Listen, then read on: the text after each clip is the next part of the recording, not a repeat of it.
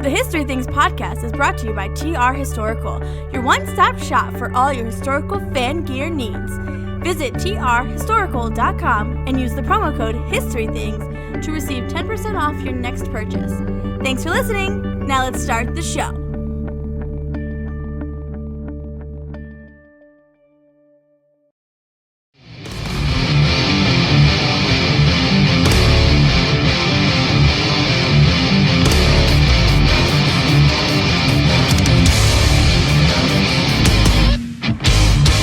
Are you ready?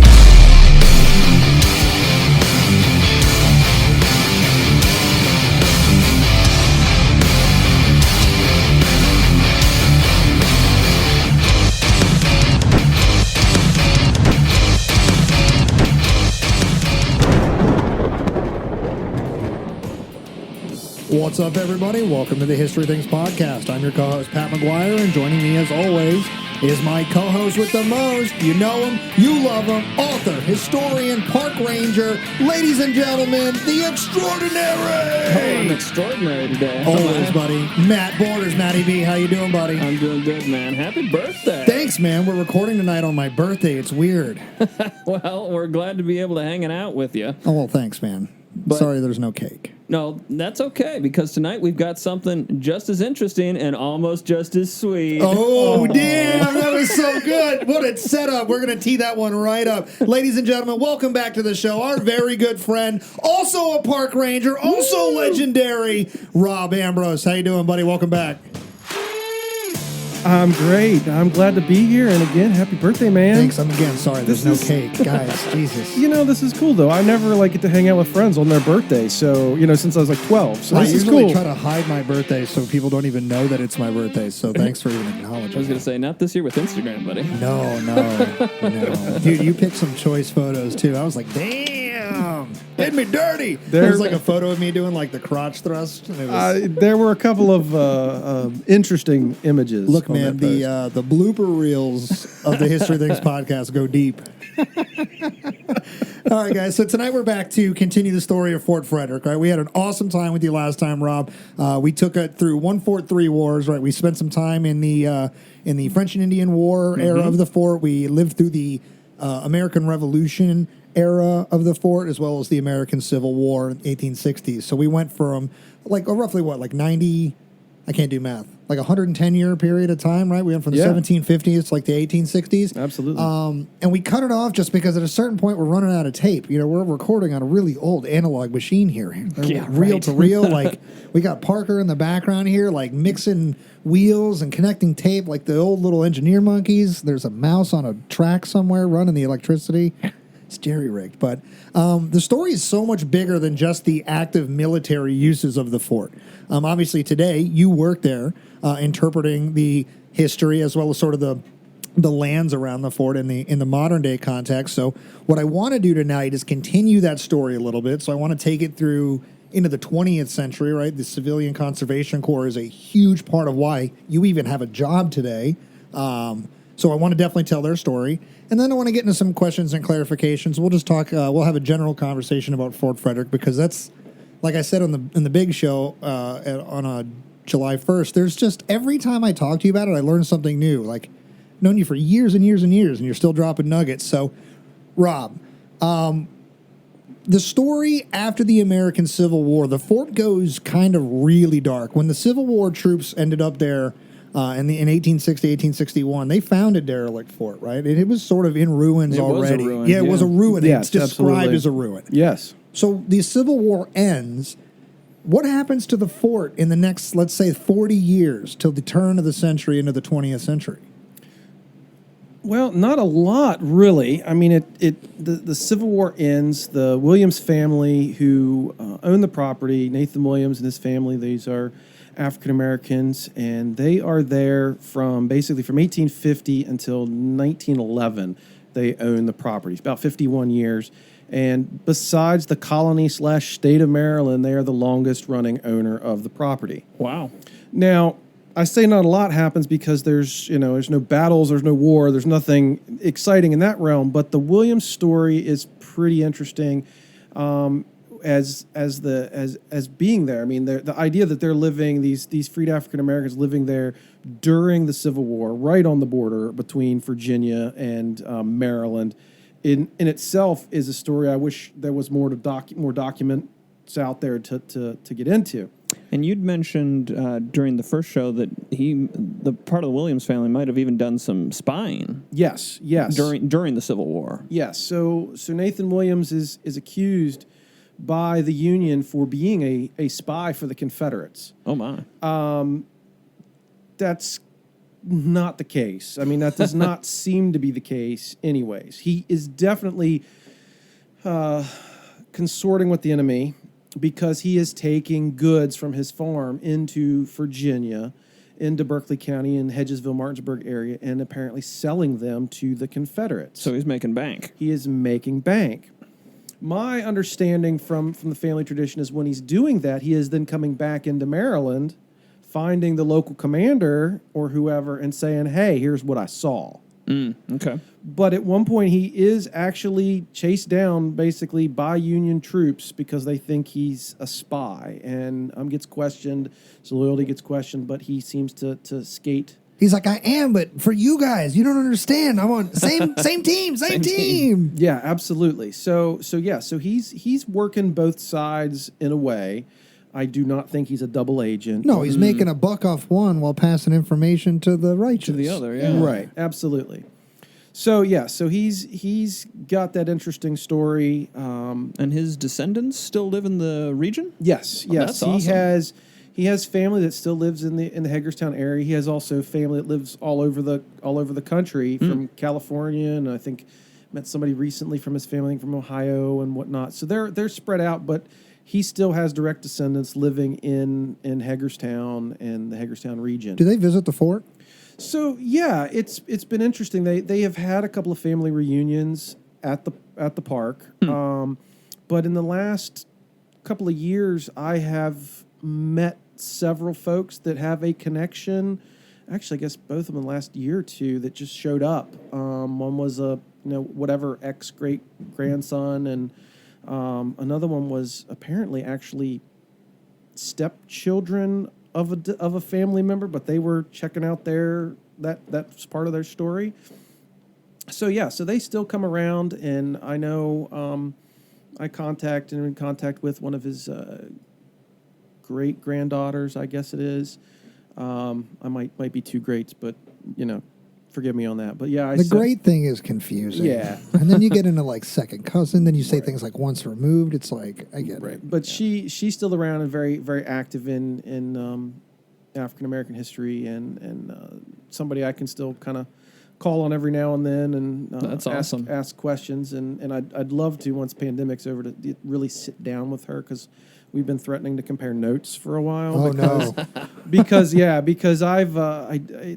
first time I met her, I actually was doing a talk on Nathan Williams for Black History Month, and that was one of my most nervous experiences in my life. She spoke up in the back, and she was like, "Are you sure?" And you were like, "Oh no." She did speak up from the back. Oh yes. But she actually said, "I didn't know that." That's awesome. And a couple of times I would say stuff to her. I'm like, hey, what do you know about this?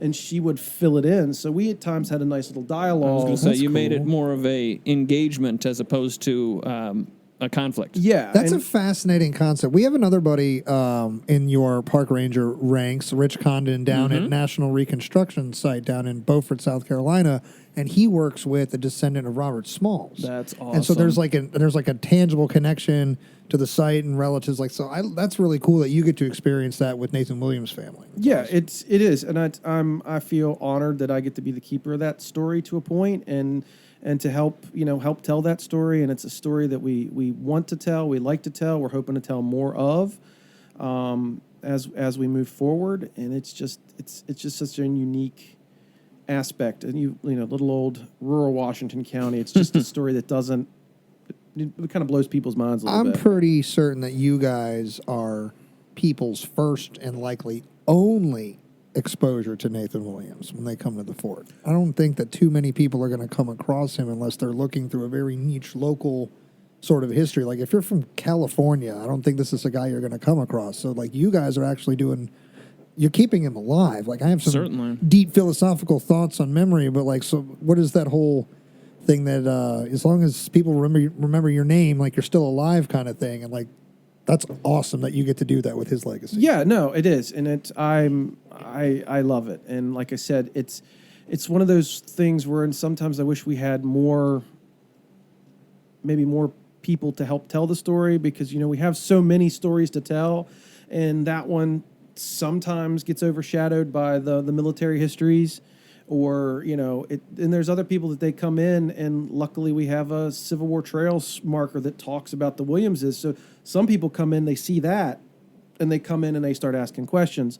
We've also have set up in our literature a walking tour based on the Williams family experience at the park. So Nice. people are getting a little more, and then of course when we get our new museum exhibit, there'll be a pretty good little section on them.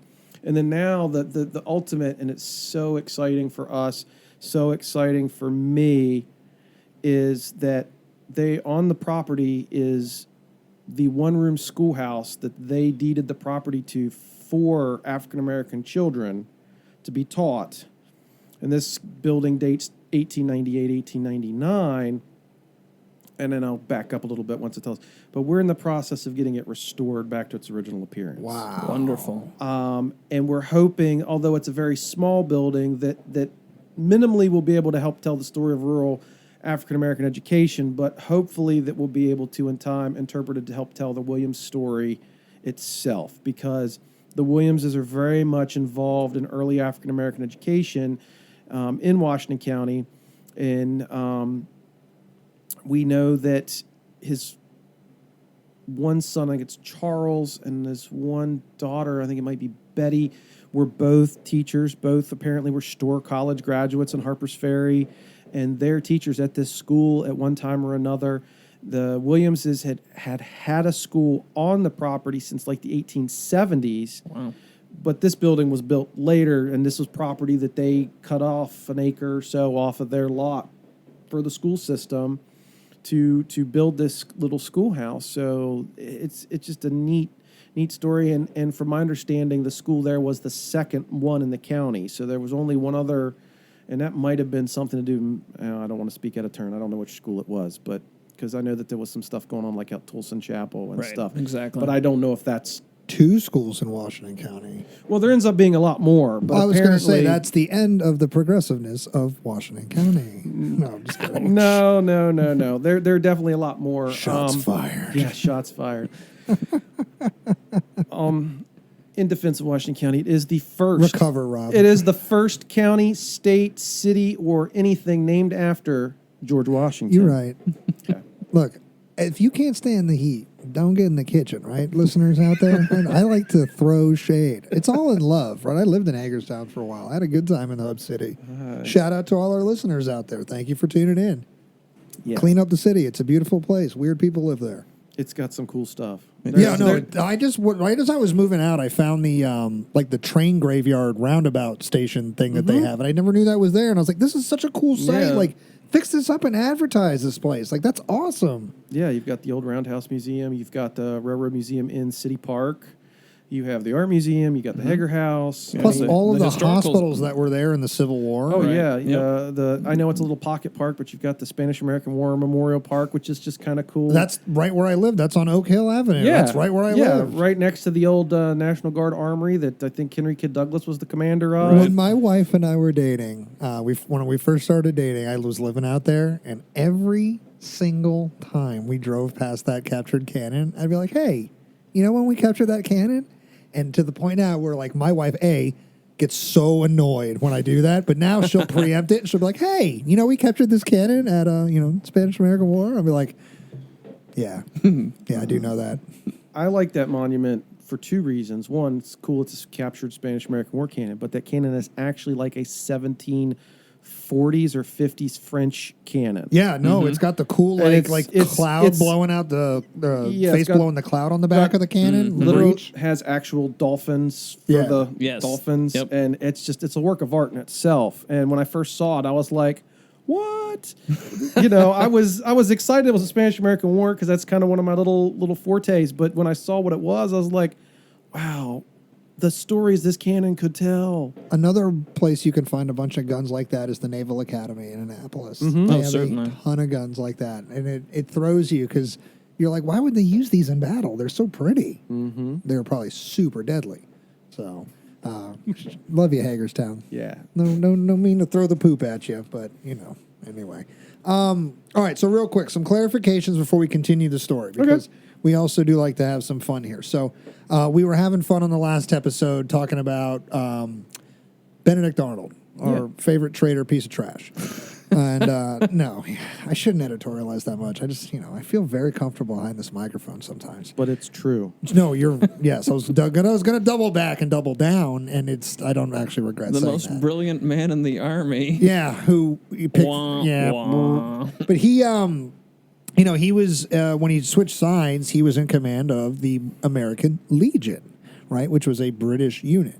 We have an American Legion in the United States today, and I had asked on the show if there was any connection. That was obviously a very silly question, but I just kind of wanted to venture into that a little bit just to clarify. So, Rob, can you tell us a little bit about just the fact that was a British unit versus the modern American Legion? Matt, maybe you can chime in on stuff like that. Yeah, so Benedict Arnold, in the midst of his traitorous escapades, basically said, I'm so cool, I'm so famous, I'm so great that the American people will just flock to me, and I'm going to create this American Legion. Was this when he was crossing the river into Maryland in 1860? Wait, never mind. Different story, different timeline. Sorry. Yeah, don't mess with this. This gets romanticized enough as it is, one way or the other. You're right. So he thinks that all these guys are going to flock to him, and typically, at least in my understanding of military, a legion is going to be a mixed unit. It's going to have infantry, it's going to have cavalry, it's going to have artillery, instead of just an infantry regiment or whatever. So he's expecting to basically have this big unit of all these disenfranchised Americans that are going to join his banner, and it doesn't really happen. He gets some, but not at the level that he wants. And I know gets very frustrated because he is so vain. Yeah, he probably thinks the song is about him. Yeah, he is so vainglorious. You didn't. I did. Matthew Borders. Yes, I did do it. So he leads this legion and other troops. They end up going down into Virginia, into Tidewater, Virginia, and start raiding into Virginia in 1780, which actually goes back and plays into the role of the fort, because they send a lot of the prisoners from Virginia, from Charlottesville, up because of the raid on Richmond. Right. And then I was actually, talking about, I'm always telling you new stuff, things I'm learning, things I'm picking up. There was even a false report that they were getting ready to attack Alexandria. They were making it that far. Wow. What? That So is yeah, interesting. which they didn't. But there's Just the fact that was the rumor mill? yeah, and they were like, we've got to get the prisoners out of Winchester. We've got to get them out of Charlottesville. We've got to get them into Fort Frederick because the British are coming. Right. Hey, they're British at this Was point. Paul Revere there? I thought we were talking about Benedict Arnold. We are. Plot twist. Yeah. Paul Revere comes riding in. Just to be clear, there's about 40 other people that deserve credit in the Paul Revere ride story, which we'll touch on another day, but it's not all him. And there weren't only guys. So breaking news, there's a huge story there in and of itself. Yeah. So yeah. So the British are coming and it's not Boston. Yeah, it's Go. not Boston. So they end up, they think Hampton, Virginia falls, and they burn it, and they end up burning Richmond, and old Thomas Jefferson runs with this tail between his legs away from Richmond, and there's always some people that kind of say shame on him for doing that, but Guy only wrote the Declaration. Cut him a break. and he wasn't a military officer or anything, so whatever. Only one of the most brilliant men that ever lived. Jabroni.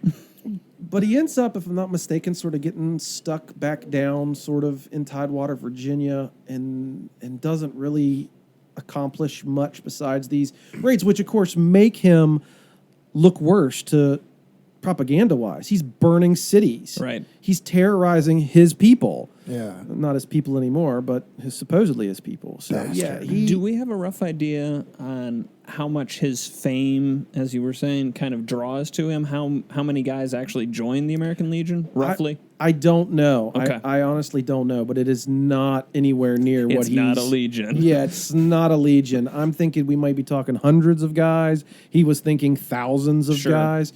But yeah, it's not at all what he hopes for. So, just without getting into the whole lesson of that, so how does that just manifest out for the rest of the war? Does he just kind of exist here and like that's it? And then when the war ends, he goes home, or does he have to leave beforehand because he's not achieving the successes he thought he was going to?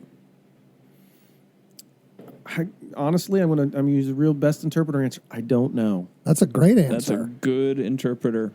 I don't know. Good interpreter. I don't know. And honestly, because he's such a tool. I'm sorry. Yes. What? I'm yeah. not Well, sorry. this is good because you probably had to bleep out whatever I was going to say. So I take that. Rob, you're a family man. I Get it don't- together on this show. I don't even care what he did. Rob does not mince words when Yeah. it comes to Benedict Arnold. No. Benedict Arnold is, to me, the ultimate traitor. PSA for a moment. I don't know is a great answer. If you really don't know something, don't make Say up it. an answer. Yeah, Right. don't make it up. The more you know. I'm going to play the music right there. I like that. Like the NBC. If somehow we could watch this, there would be the NBC star. I love it. Yeah, this is your brain. It's your brain on drugs. Shh, except Benedict Arnold's a f***ing tool.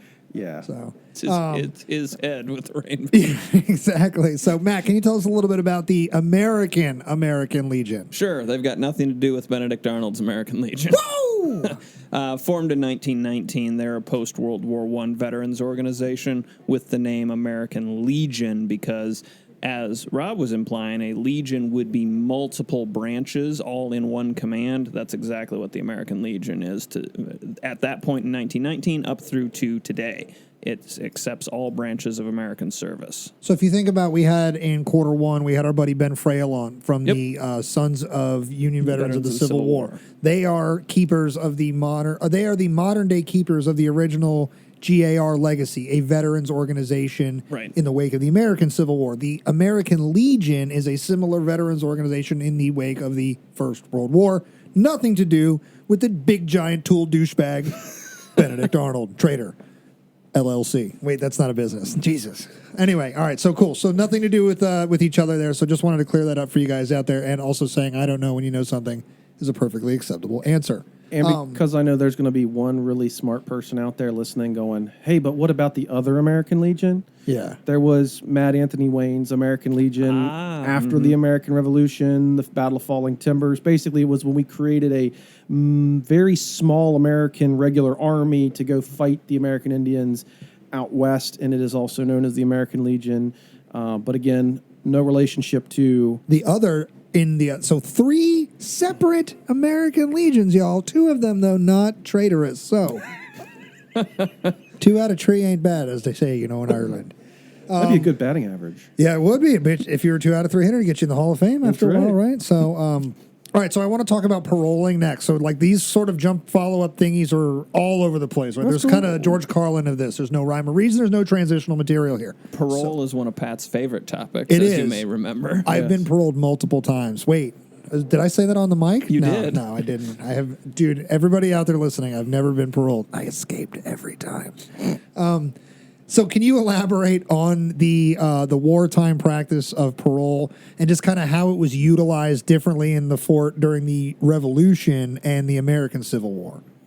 Yeah, so parole is interesting because parole is the standard European way of dealing with prisoners. That said, the American Revolution has some real hang-ups on both sides to this system.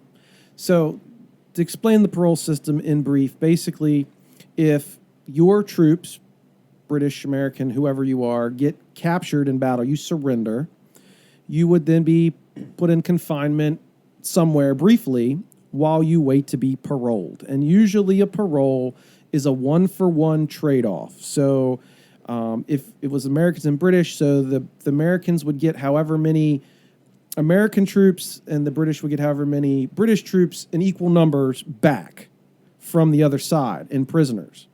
Sometimes that's an issue when one side has more prisoners than the other, but you would basically exchange one-for-one prisoners. It sounds like Go Fish with POWs. Do you have 4 lieutenants? Yeah, absolutely. Go Fish, but I'll take 2 captains. That is absolutely true. It would also be by rank, yeah. Yep. And if you wanted, I've got a general and you didn't have one, you might be able to trade like some colonels and lieutenants or something. But typically it was one for one. unless it was somebody really important, and then sometimes they kind of were douchey about it. Like I imagine if you, let's just say you captured Benjamin Martin, who was a totally legitimately real historical figure.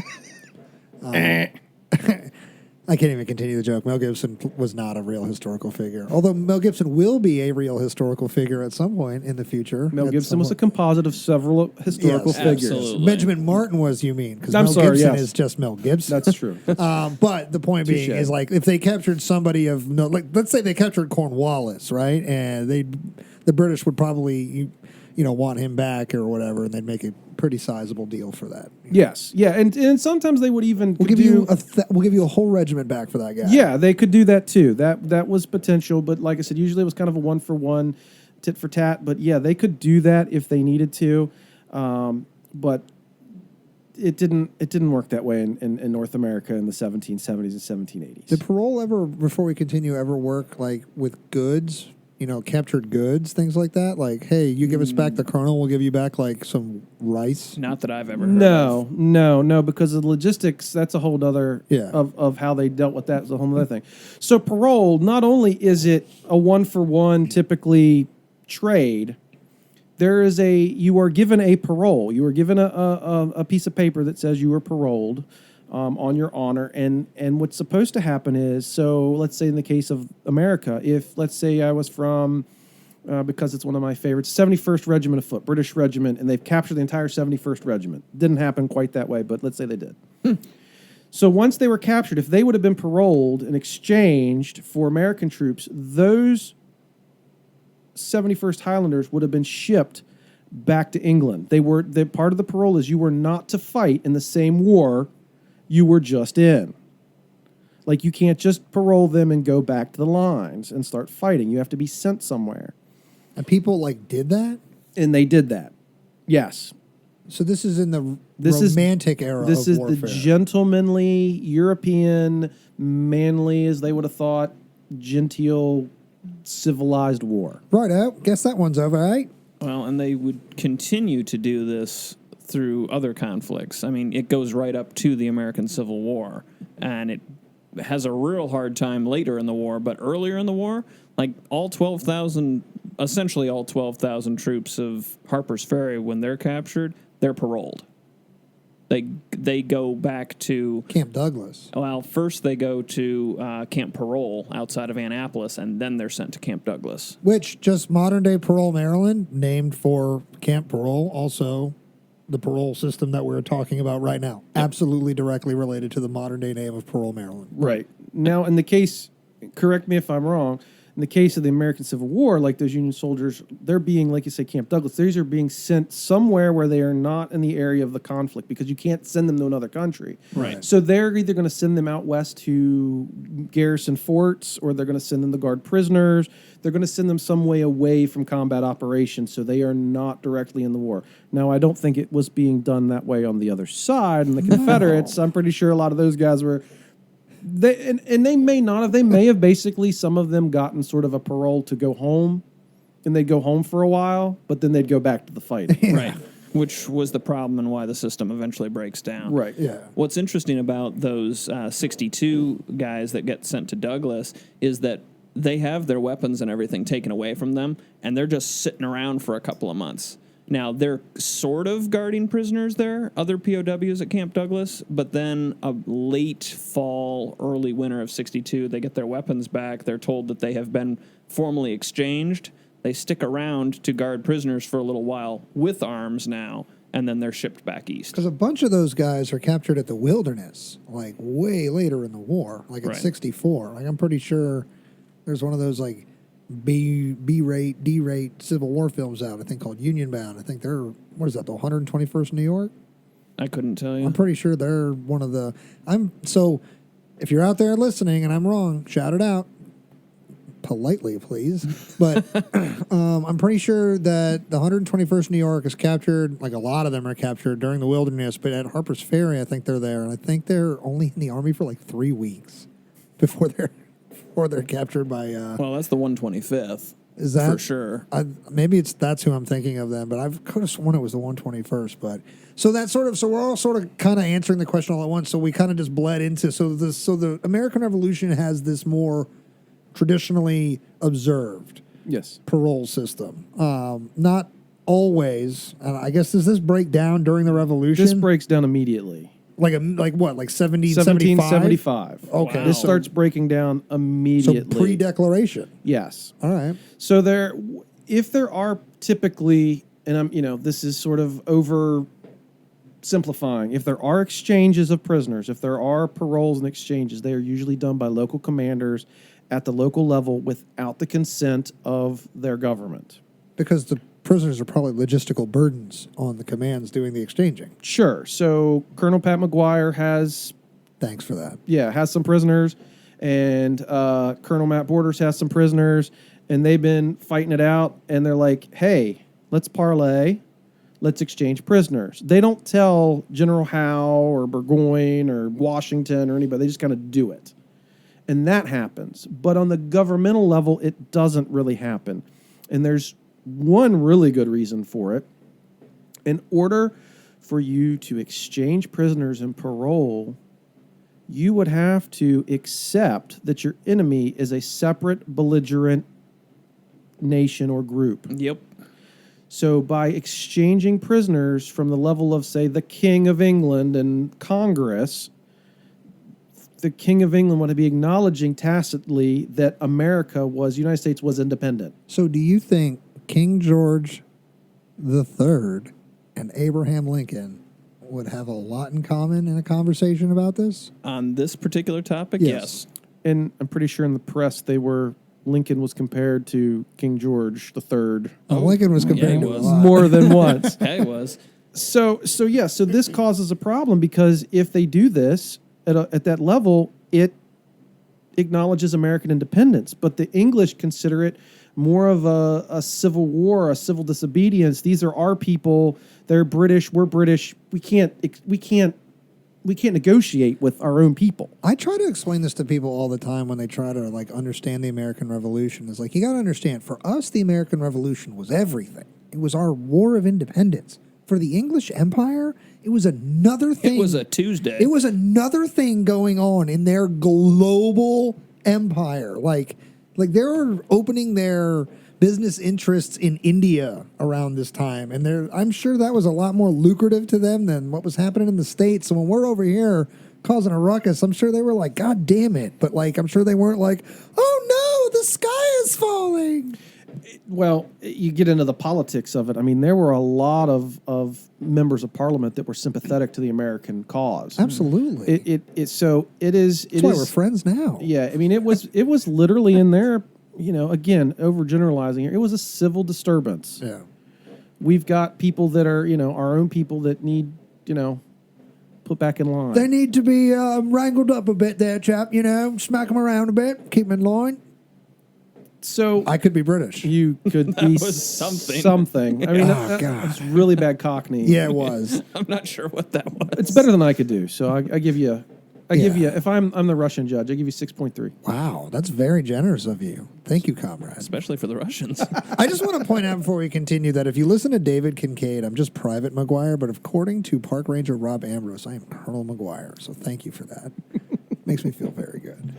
All right, so during the Civil War, though, we're dealing with kind of a similar situation. Abraham Lincoln is not trying to acknowledge Southern sovereignty, as a Confederate States of America. So I know parole goes on a lot longer than what it sounds like you're describing with the American Revolution, but inevitably it breaks down for a lot of reasons. So with the American Civil War parole, I mean, just how would you describe, why does it last longer?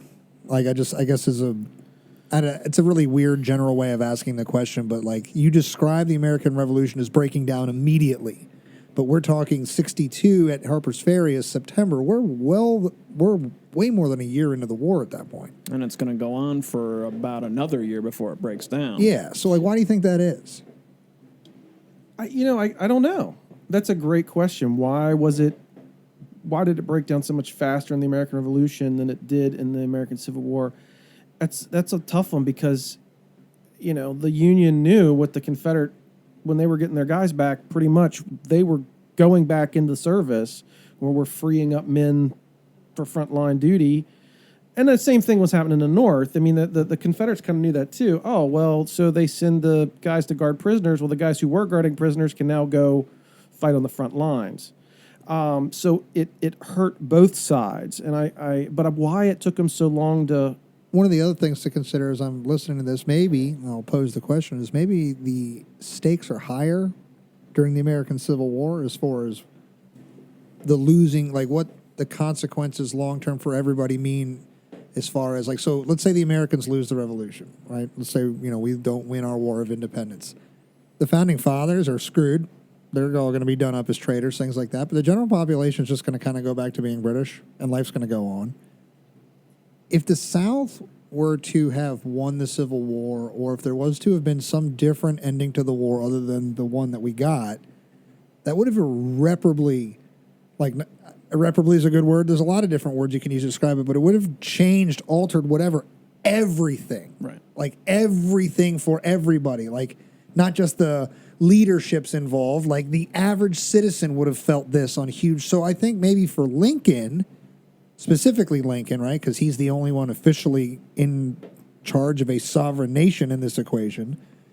If you were to think of both of the American Revolution, parole system, or whatever as a needle you had to thread, I would say the Civil War needle is a smaller eye. It is, and he needs to be aware or sensitive to that because I would say the stakes are higher in the 1860s than maybe they are in the 1770s.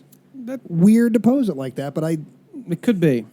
Yeah. It could be. It's an interesting comparison, Pat. The reasons why the cartel, or I should say the exchange structure, which is known as the Dix Hill Cartel in the Civil War. You watch your mouth, Matt Borders. The reason it breaks down is very well established. Why? And it has everything to do with the United States colored troops and right. how they will or will not be treated in the Confederacy and in the Confederate POW structure. But the fact that it lasts so long, that the cartel continues for so long, this exchange of forces continues for so long until late 63 is very interesting. And I think your topic, if you will, that conversation point of why do we have these two structures in these two conflicts, and then one goes to crap immediately. Like right away. Right, and the other one doesn't. I think you have your dissertation topic right there, sir. Ooh, you heard it here, folks. We're live on the air. Well, one day we might cross that bridge, mates. There you go. All right. You spoke of a Civil War diarist a lot in the big episode when we were talking about the actions around Fort Frederick. Putting you on the spot, gave you no prep time. You ever find his name? Ooh. I think it's there. I think he's got it. Give me a second. Elijah Manor. Yes. Elijah Manor. Yes. Sorry, I kept thinking about the guy who edited it, which was Steve French, who was actually they're relatives, like somewhere in the tree. But yeah, kept thinking Steve French. No. Yeah, Elijah Manor. Elijah Manor is the diarist, the pro-Confederate diarist from the Hedgesville area in Berkeley County, basically almost directly across from Fort Frederick, within a few miles. So he kind of is in the know of what's going on right around that area. All right, so we're putting a name to a recounting from the first episode. All right, so 4 years along the Tilhance is the book. All right, next one we're going to do. Rob and I were actually just discussing this in pre-show prep last night. Von Braun, related to Werner von Braun? No. Right, because we discovered it's not even von Braun. It's like von Braun with M's as in Michael, not N as in Nancy. Correct. Nice. We'll get into that was easy. Yeah, that was a pretty cut and dry one. I asked him, I said, hey, I gave you like almost no heads up to this. I wanted to ask you. I said, did you ever find out if these guys are related? And he was like, oh, if I get to it, I'll try if I can or something. Basically, Rob and I have been really busy last week. So yeah, I kind of understood. He was like, if I get to it, I will. I was like, cool. And then like 20 minutes later, I get basically, nope. Von Braun. These aren't not even spelled the same. One guy's Dutch, one guy's German. It's like a whole different thing. I was like, cool. All right, moving on from that. But for those of you who are space geeks like myself and Matty B here, I was going to set up a Star Wars joke there, but I was going to fail you. I've leveled a few Star Wars jokes in here that were on point, so I need to like keep that brand going. But I was going to make like some stupid galaxy far away. I don't know, but probably in the next season or two, we're going to do a pretty good look at some NASA stories. So hang around. Werner von Braun will make a return to the History Things airwaves at some point. So now, Rob, I don't know if you heard, but we got actually a listener question. Somebody noticed that I said that I had the Declaration on my wall. Jesus. And they wanted to know what I meant by that. So, Matt, do you think it's a good time to let everyone in on the secret now? Oh, sure. All right. So, do you remember that time where I called you and said, hey, I'm down in D.C., I got in a little bit of trouble, I need to come by the fort? And you were like, why are you bringing the shovels and all that stuff? Yeah. So, I had to stash something there for a while. I found this thing. There was a map on the back. Yeah. My buddy Nick called me, right? And he was like, you're never going to believe this, man. And then, and so we came down, and he handed me this thing. It was rolled up, and I thought it was fake. But he's like, no, it's real. There's a map on the back. And you might have seen the movie. They made a movie about this. I'm familiar. They turned me into a guy named Riley. Yeah. Basically, the whole character is based off of me now. Of course, yeah, of course. You can see the resemblance. But all right, so just to clarify for listeners out there, I have the original Declaration of Independence on my wall. It was buried at Fort Frederick next to Braddock's Gold. But correct. We dug it up. Why? Dude, there was no reason to give that one away. Now we got to move it. You know how much shit was there? You found them both? Well done. God, so I was talking How do you know if I didn't move it? I was talking because I know you didn't, sir. So I was talking to our good friend Matt Callery the other day about where we park our yachts, and I was like, God, just kidding. No, for real, that actually did come up. I've got a great audio clip of this. It's like, if you didn't know better and you thought we were like serious, it's like, these two guys are really rich. He made some joke about like driving. He's like, I used to be really poor, and then but last year was actually really good, and so we're doing better. And he's like, so now I have a yacht. And I was like, dude, me too. I was like, where do you park yours? And it 5-minute conversation about decadence that we don't actually live through. So I don't actually have the Declaration on my wall. If you're Harvey Keitel and you work for the FBI, please don't come to my house and kick it down. But I do, and there's a map on the back. I'll share it with everybody. All right, so let's move this story on to the yes, part. Let's. God damn it, Matt. Let's move this story onto a more serious topic, the sort of the continuation that I really wanted to get into. So we took it through sort of the 40 years post the American Civil War, where the fort goes from being a ruin to being a real forgotten kind of ruin. The Williams family still lives there. So it's like the land around it isn't forgotten as a whole. There's still a family having an entire existence there, but the fort as a military function is just not. Yeah. The 19th century rolls into the 20th century, the long century, right? Things like the First World War kick off shortly after the Williams family lets go of the property, right? So Matt and I are huge geeks with that topic. So, I'm going to venture out on a limb and say that the First World War did not make its fingerprints to the Fort Frederick area. Maybe that's a general question because I'm sure men served. No, because now you've backloaded that question. Oh. So Fort Frederick, no. Fort Frederick State Park, the property that we own, no. But Clear Spring, Maryland, our sort of, one of the two towns that claims Fort Frederick, had a World War I artillery proving ground and camp. Oh, so it would have been pretty loud out there for a while. Where they were testing, you'll have to give it the French 75s. Yeah. Yes, they were test firing the French 75s. Fantastic piece of artillery. I'm still not 100% on exactly the location. Apparently some of the remnants still remain, but it's somewhere I think might be behind Clear Spring High School. Basically they were shooting into the mountain. Mm-hmm. But there was a full-blown World War I encampment in Clear Spring. See, Pat, you bring Rob on, and you try to make a joke, and he is going to bring the thunder every time. That's the whole point of doing this show. And I haven't, and I need to probably get in touch with the Clear Spring Historical Society, because to me it's just an interesting little side note. I mean, I'm not a big World War I guy per se, but it's a neat story, and World War I is of interest.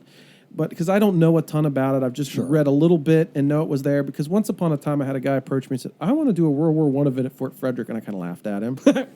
I'm like, "Can you find me some documentation that's going to make it relevant to our story?" And I'm like, now we could make that stretch a little bit. That's cool because it is relevant besides just guys serving, it is relevant that there was a World War I U.S. Army presence. Like right near there. Yeah, like within 8 miles. I love when you get to like think about one historical location in one context, and then somebody can just, blow it up by making you realize that something entirely unrelated happened in the same place. Like my favorite example of this, I've said this before on the air, is Camp Colt Pickett's Charge. Sure. Like, Yeah, absolutely. I love that you go there and everything is geared towards the 12 to 17,000 men. I think it's 12 in reality, but everybody throws out these numbers. Famously, 15,000, it's the number, whatever. The guys in the Pickett, Pettigrew, Trimble Assault, Longstreet's Assault, Pickett's Charge that go across the mile of open ground, that's all we get. That's all we get. Same exact piece of ground, World War I tank camp. Eisenhower's in command. I think Patton's there for a while. Like some huge names in American military history are there, to the point where I think the majority of the battlefield relics that are pulled out of the ground there, legally and illegally, are actually like First World War debris. I think they're like pieces of tanks, screws, things like that. So you don't think about that because I don't think there's any signage for Camp Colt out there. There is. Really? So the one thing that's bizarre, and I can't exactly describe it, but basically if you're headed out the Emmitsburg Pike from like the Steinway, back to the old visitor center entrance, just past that little ways is this bizarre looking like white pine tree that is so out of place. Yeah. And right in front of it is a little tiny marker that says like Camp Colt, President Eisenhower, 1918. And then across the road, I think there's now a wayside, like Visit Gettysburg or something, thing that discusses it next to one about like the reunion, the 38 reunion or something. Wow. 38? Yeah, it sounds right. Yeah. That's Eisenhower's... for the 75th, right? Yes. Yeah. There's a thing there back when the old where the old Home Sweet Home Hotel used to sit. Dude, it's so trippy to watch that video of Roosevelt talking to Civil War soldiers. Yeah. The blue and the gray. That's how Eisenhower sort of comes to fall in love with the Gettysburg area, right? He's up there at Camp Colt. Yeah, absolutely. Camp Colt is why he's got that farmstead up there now. There's an aerial bombing range on the Pickett's Charge Field, too. What? They chalked out the outline of a battleship and tested dropping aerial bombs on it. Was this part of Billy Mitchell's program? I don't know if it was actually Billy Mitchell in charge of that, but it was there post-World War I because one of my colleagues in Park Service was the archaeologist there, and they came across what they thought was unexploded ordnance, but it was dummy bombs. Dummy bombs? Yeah, nice. that's Because cool. we're getting into Billy Mitchell in Q1. Hell yeah, we are. Ambrose, dude, we're super excited. So we're going down to the graveyard of the Atlantic, and we're going to talk about all sorts of random pirates, Titanic, Civil War, Revolution, Hotel d'Afrique, Billy Mitchell, World War II. Dude, it's too much. Sounds like fun. It's too much. You're not invited. Well, that's okay. Jeez. I'll still listen. Yeah. Thank you. No, I'm just We kidding. appreciate Only that. because Rob, I like. you can come and hang only out. because I like Matt. I actually have Because you've offended me now. I actually have a gift for you upstairs before we go. Remind me that the other day, because we talked baseball, and I was getting ready to rub it in your face that the Yankees won like 11 games, but the Orioles lost 19, and it reminded me I have a gift for you. So, Hey, do you know who's got the best record in baseball since August 25th? The Baltimore Orioles. that's yesterday. Exactly. What, did everybody else lose? Or? No, I mean, they're tied with some other teams. Got it. But Okay. We are a history show. The Orioles were 2 games away from tying a historic record of consecutive losses that they themselves set in 1988. yeah. Whoops. They opened the Yeah. season 0-21 that year. That's correct. You must have loved that. I didn't follow baseball when I was 8. What? I played t-ball. I liked... Is this America? Did we just suddenly forget what country we're in? God damn it. This is America. I honestly didn't discover baseball until like 1990. Didn't we cue 91. Ronald Reagan the That last? wasn't too bad, though. If you just called out 88 and Yeah. he got into it 2 years later, that's Yeah. not too bad. Yeah, but Yeah. that's Bush era I was in- baseball. I'm talking about Reagan era baseball. I was in like 5th grade when I like really discovered like baseball, like baseball cards and supporting a baseball team. Also historical. We could do a whole show on baseball But cards. yeah, Topps baseball cards, no more. Is that true? I just heard that on like ESPN radio. Wow. God, that's sad. Yeah, crazy. End of an era. Man, we've gone down some rabbit holes That's tonight. okay. This That's has what been this whole show fun. is. This is going to be an interesting one to edit. That's all right. So getting back on track, because I can see my co-host head spinning around like Reagan from The Exorcist here. Moving into the 20th century, we have World War One. There's obviously a neighborly connection with the military presence at Clear Spring, things like that. Does the fort have any direct connection? No. No. So nothing there. So moving into what becomes a depression, right? We have the 20s and 30s where the roaring 20s, things are great.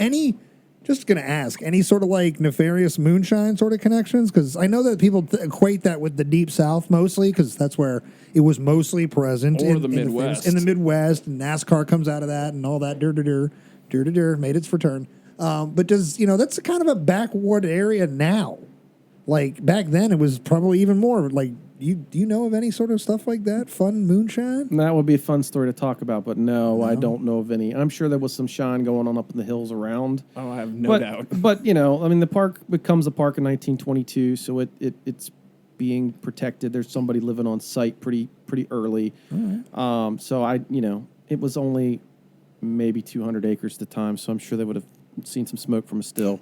So what is it? So when it's a park site in 1922, like, do they immediately start to rebuild things, or did they just inherit kind of a derelict site and they're just like, hey, welcome? Well, let's roll it back even further, Rob, because I recall from the first time we had you in, you actually mentioned that the state of Maryland was looking at developing a site there as early as the Civil War. That's correct. Oh, yeah.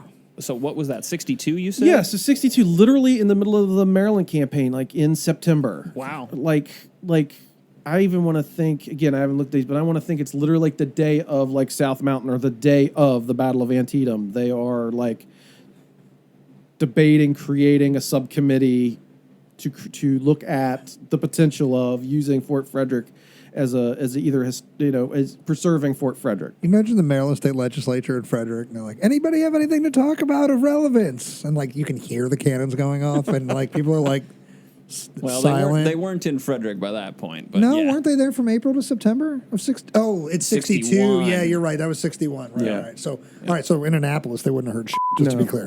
But I don't know. No. But so no. Can you imagine the state legislature though, knowing that you have a Confederate army in your state? There's this huge battle, and all these things are happening. And it's like, anybody got anything to say to talk about? It's like, I want to make a park. yeah, it's like, all right, yeah, let's go with that one. Let's go with that's super important. No, nothing else is happening in the state right now. Lincoln and Hicks are like, what? Yeah.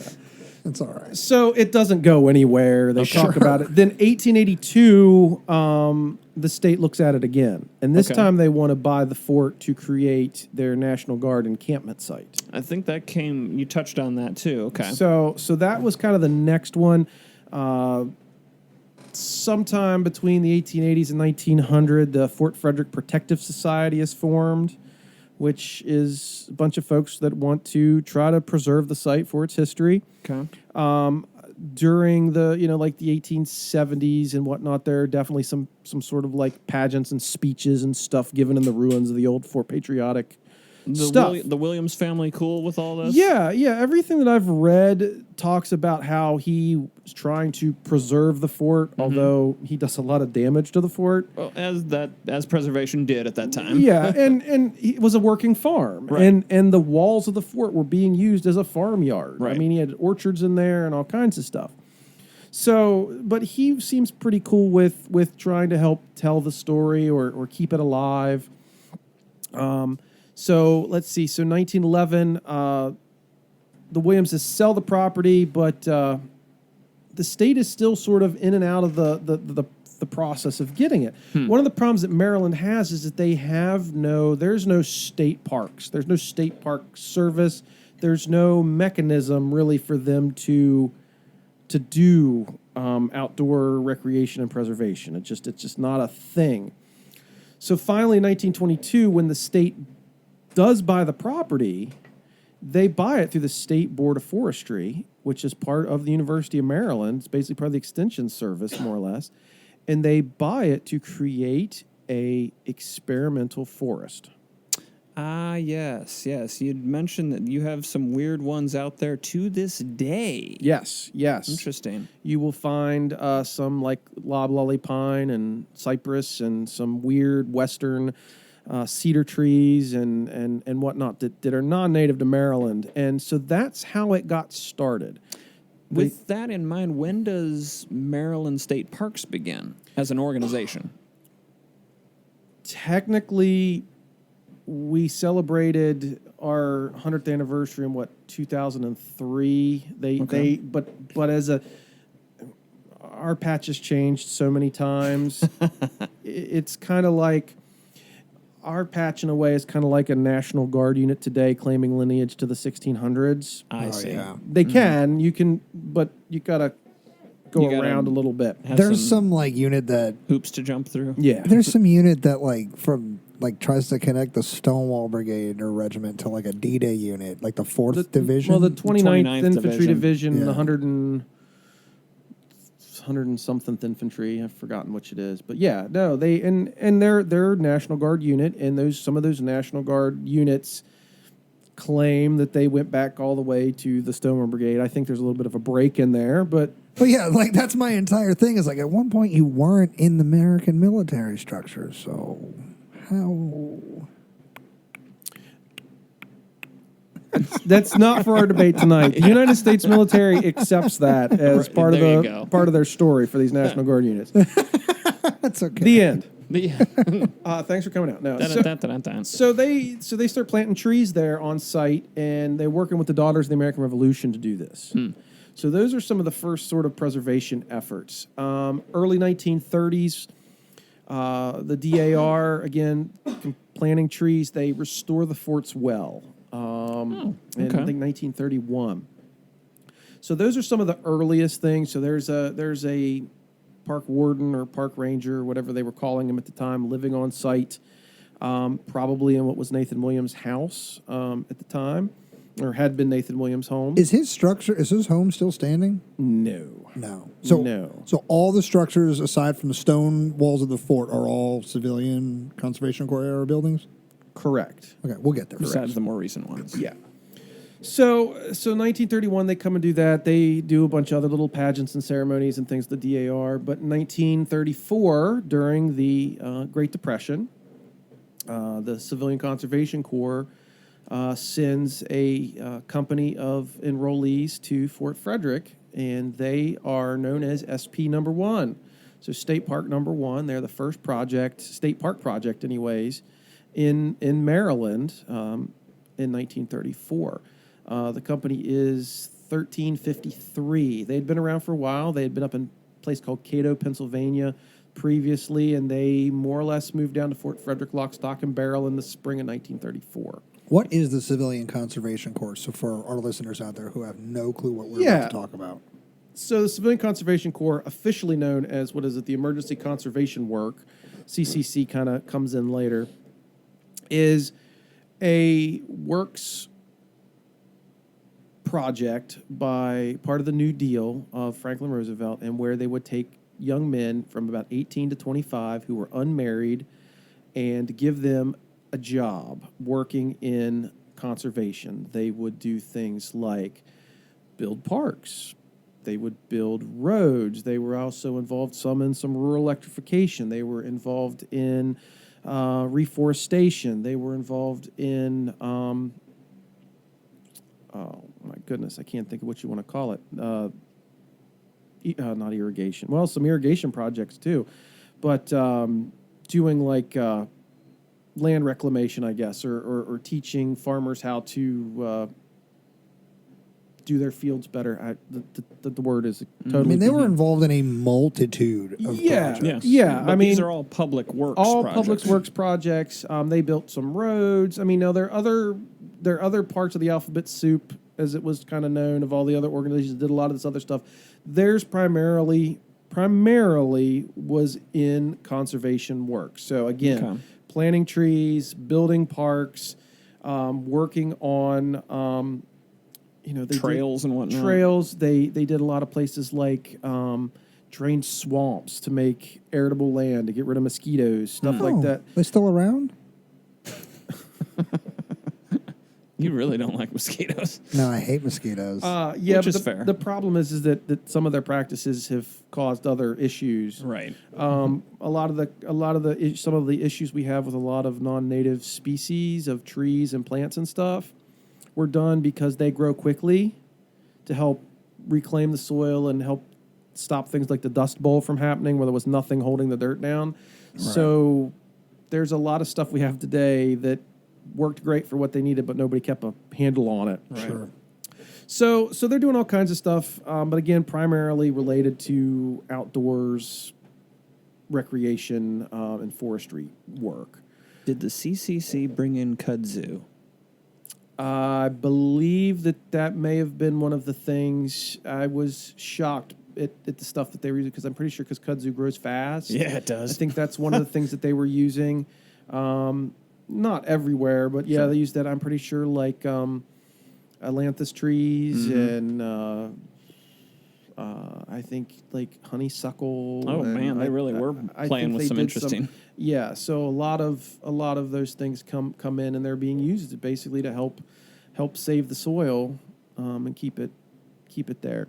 So when Fort Frederick basically gets greenlit to become a CCC project, like how is Fort Frederick chosen? Is it chosen because it's a site they own and they've been doing nothing with, and they're like, we might as well do it now? So the CCC, of course, is managed ultimately by the United States Department of the Army. They kind of run the setup. They run the camps. They uniform the guys. So it looks like it's a paramilitary organization in the very loosest of senses. One, because they wear Army uniforms, and two, because they have to salute the flag every morning.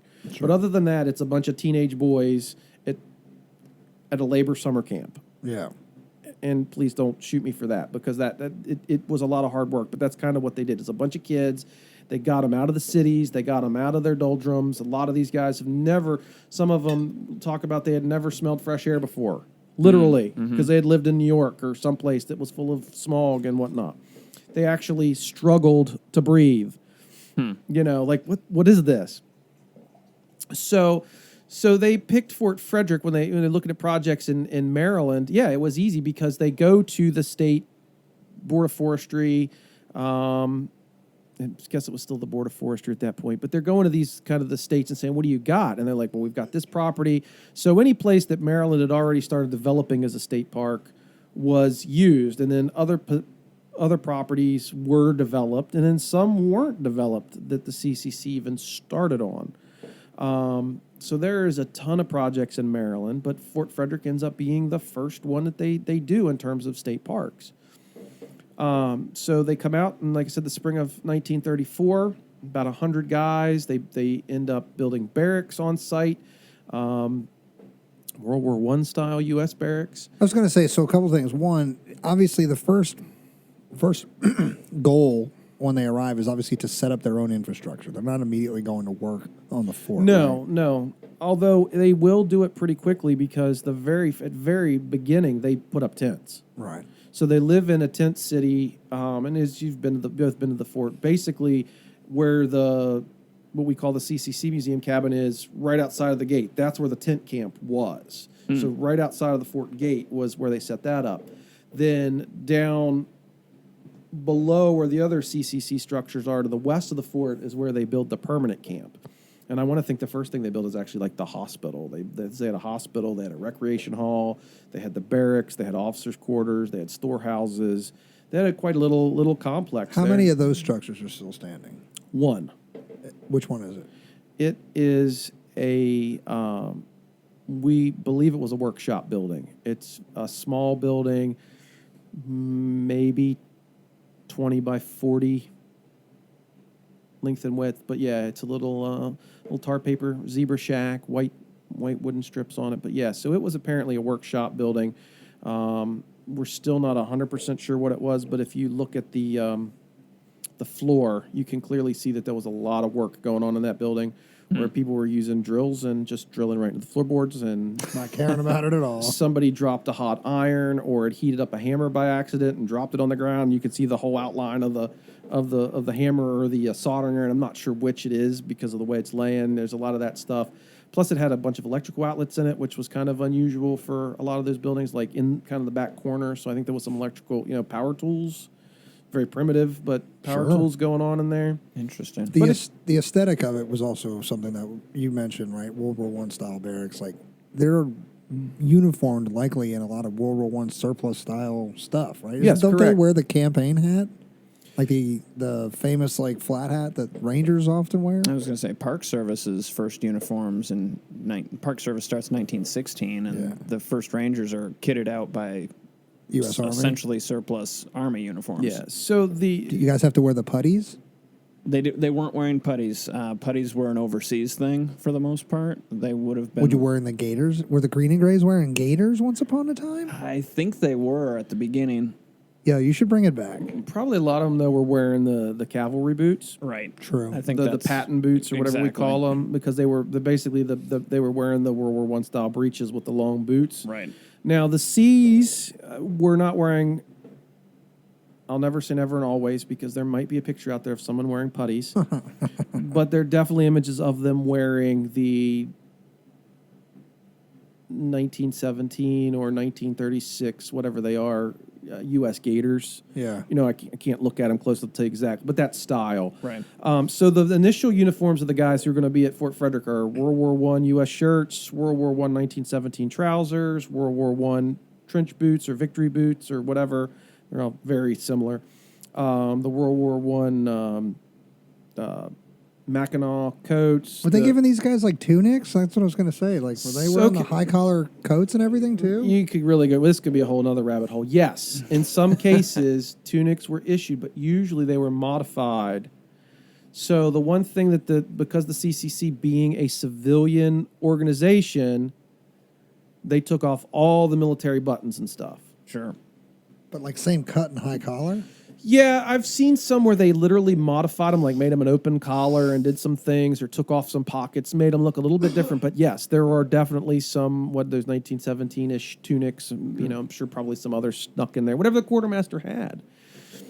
So that's happening. They're wearing a lot of course. Most people are more familiar with the CCC wearing the blue denim outfit. Exactly. They're wearing the 1919 pattern. Blue dungarees, a 1919 pattern pullover, which is still very similar to what they were wearing in World War I. What we know as the Daisy May, the floppy hat. Yep. And then of course, like I said, other parts of that the green, the olive drab World War I uniform, the wool shirt, or maybe they're wearing the wool trousers with a mix of the denims. So yeah, they're uniformed by the War Department. And sometimes you're going to find other weirdnesses because the local quartermaster wouldn't have. So he would literally go to the local store or call Sears and Roebuck or whatever. So you're going to also find some weird civilian-y stuff that looks similar.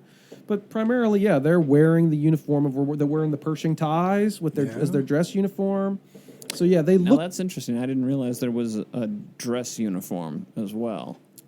Yeah, it's a mix. It's kind of like your I'm sure with your green and grays you can kind of mix and match certain parts. A little bit. It's supposed to be like a seasonal thing. Yeah, like but your summer wear and yeah, winter. So they could mix and match with their work clothes. Okay. Some of their items that would be considered dress, but basically the dress uniform early on is the overseas cap, the garrison cap, other inappropriate names cap, whatever you want to call it, would have been their dress cap. They would have worn the World War I pullover shirt, the 1917 wool trousers.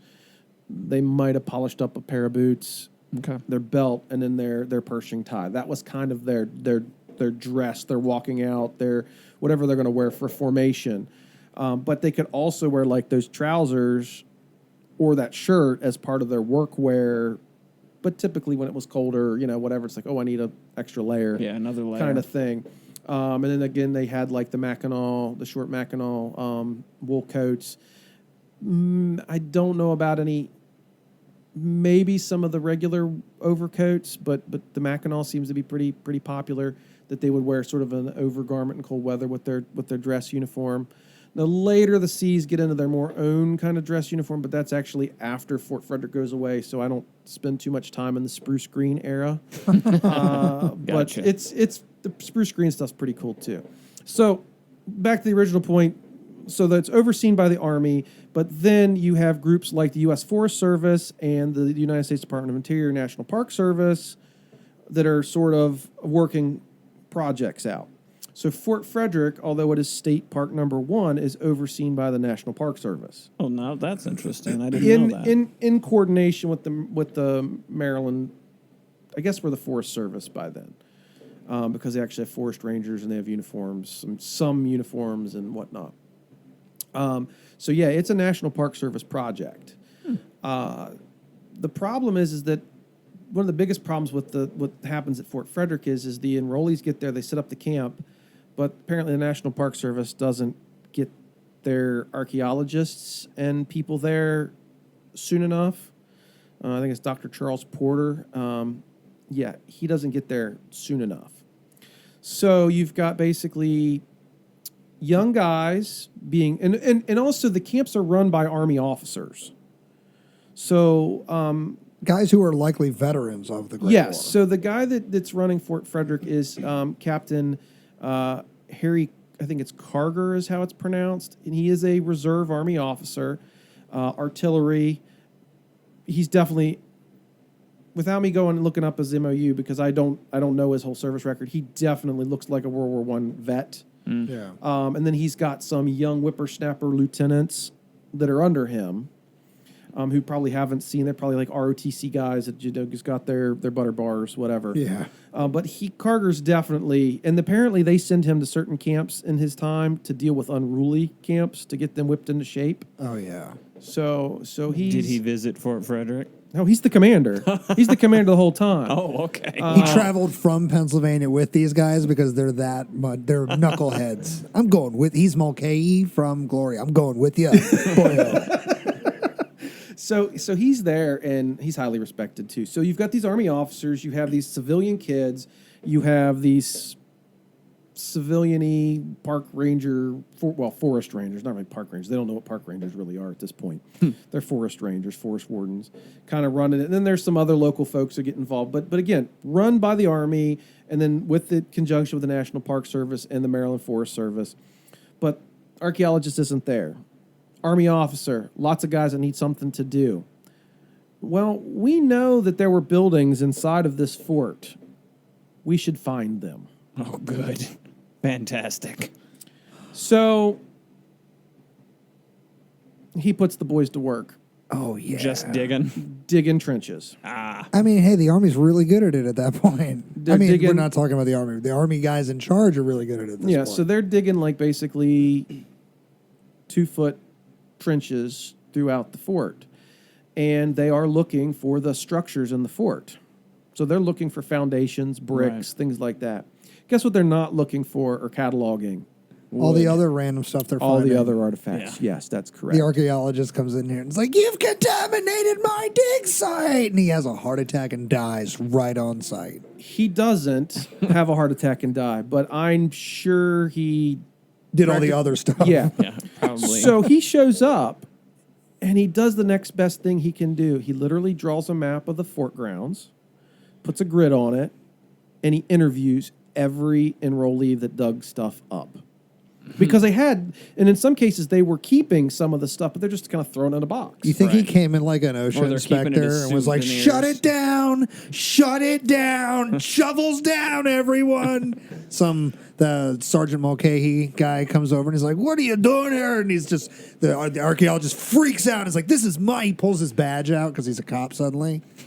Says, "This is my dig site." Oh, I figured he was going to get us bullwhip. That's not- Indiana Jones comes in later. Oh, That's okay. that's the action scene, next scene. So he makes this map and literally interviews all the guys. And actually, we have the map to this day of him trying to replot where all the stuff was found. What kind of stuff were they finding? Unfortunately, most of the best artifacts that we have at Fort Frederick came from the CCC digs. Wow. So it's all out of context. Sure.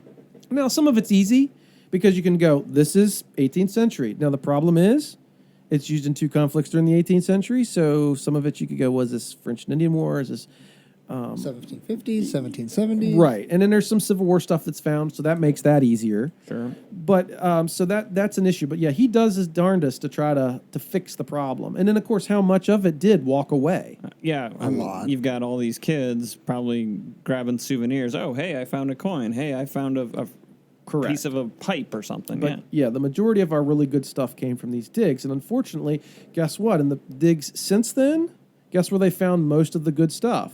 In the midden piles from the digs? Correct. They found in the backfill from the digs from the 30s. So a lot of archaeologists, even though we would love to do 100%, because there's never been 100% dig done of Fort Frederick. We would love to have 100% dig done, but for the most part, a lot of archaeologists are like, yeah, no, we don't want to touch it because it's so contaminated. Sure. So they do that. They dig up the fort. They do some digging outside too. One of the things that they do that really bothers me today, they tear a house down. The house is 99.9% sure is Nathan Williams' house because it's in the pictures when they first get there and then it's gone and there's pictures of them tearing down a building. Pictures of them tearing down said building, there is a 18th century structure underneath of the 19th century structure. There is a beautiful 2-story like log cabin structure Why underneath. did they tear it down? So that they could build new cool park facilities. Sounds like a government operation already. Yeah. So what's the first plan? So they get there, they set up all their infrastructure. They are messing up an archaeologist's dig site by digging these, silly trenches for foundation searches. What's the actual first plan of conservation restoration? We're going to rebuild a wall. We're going to what's the first actual plan? And it's interesting how plans were written in the 30s versus today. Yeah, everybody's spoken that way. Never going to get me kind of accent. You see, compa? Is that what you mean? No. What I mean is basically it's like Sorry. almost like a 2-page document. This is what we're going to do. Wait, not a 70-page battle plan report that we do now? No. So they wanted to for the fort itself, rebuild the walls where necessary. Find the foundations of any structures. Rebuild said structures.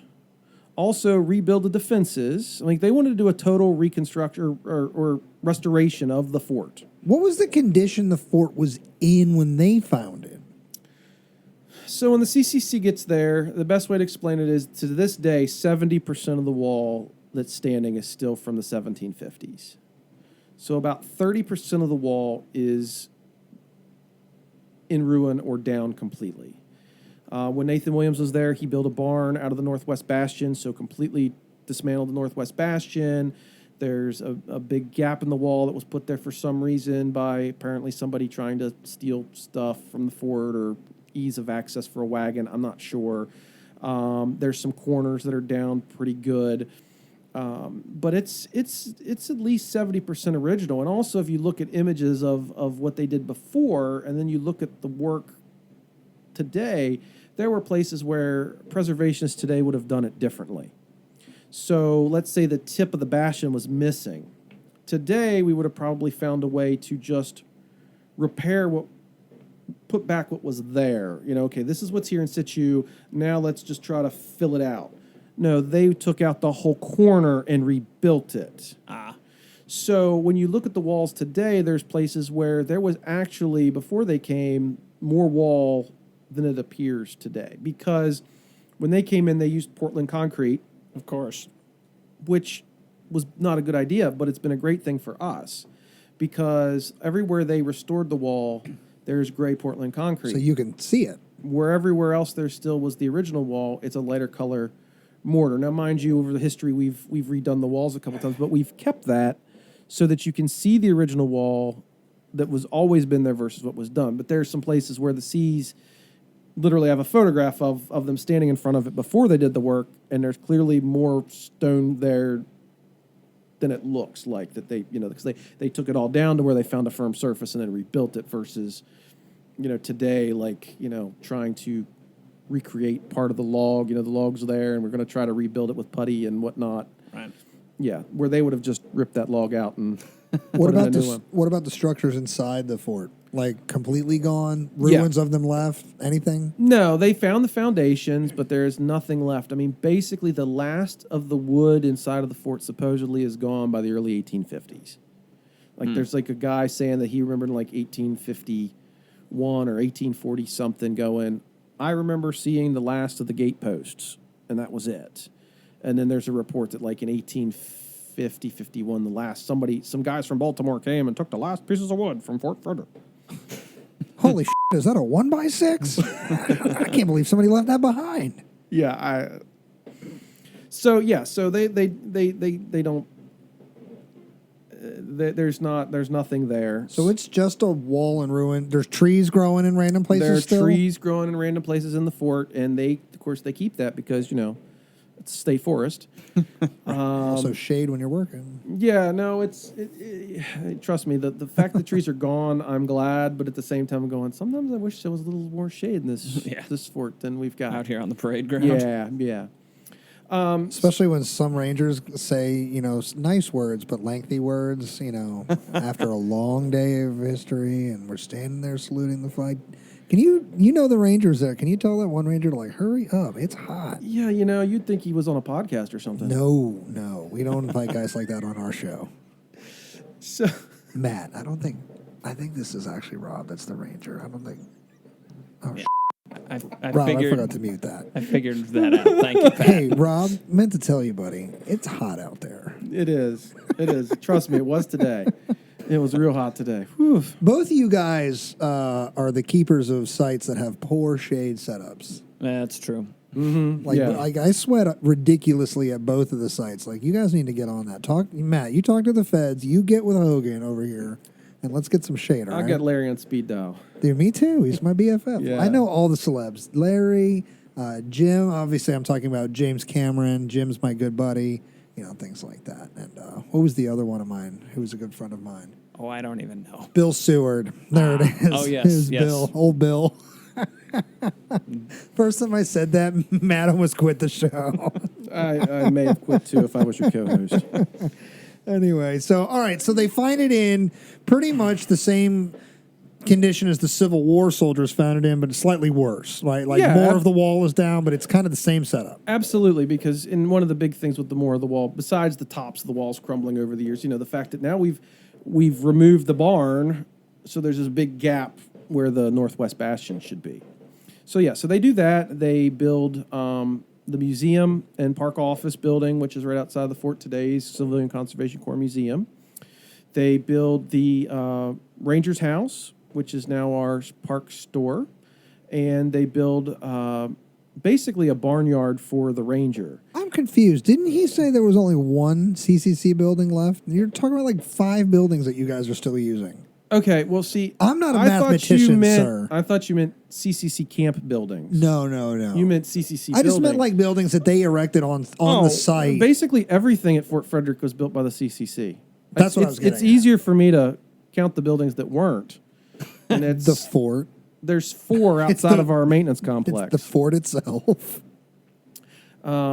Yeah. Okay, Yeah. Sorry, I misunderstood the question. that's cool. So they built the ranger residence, and then they basically built him a barnyard. And there's where a blacksmith shop was kind of the first maintenance shop, which the Seas used as a blacksmith shop to create a lot of the ironwork around the park. There's a barn, and there was a carriage house or a garage, and all that was sort of fenced in. And the ranger had some acreage to plant as a garden or a farm, and has their little farm. So all that's there across from the fort. They built our picnic pavilion and our picnic area, the 2 bathhouses or bathrooms down in the picnic area. All the roads in the park were built by the CCC. Their thumbprint is so large on our little facility. There isn't much that they didn't touch. They're the only, like I said, the only structures, our maintenance complex and our operational house is all new. And when I say new, like 50 years old.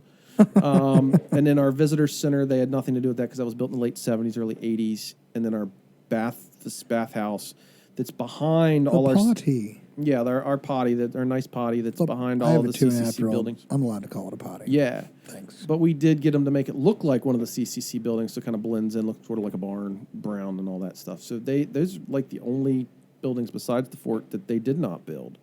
So it's a huge thumbprint. I mean, you can see their work every day, and what they did there was pretty impressive. And they also worked on while they were there Some of them went up and rebuilt Washington Monument in Boonesboro. Washington Monument State Park was what they called a side camp.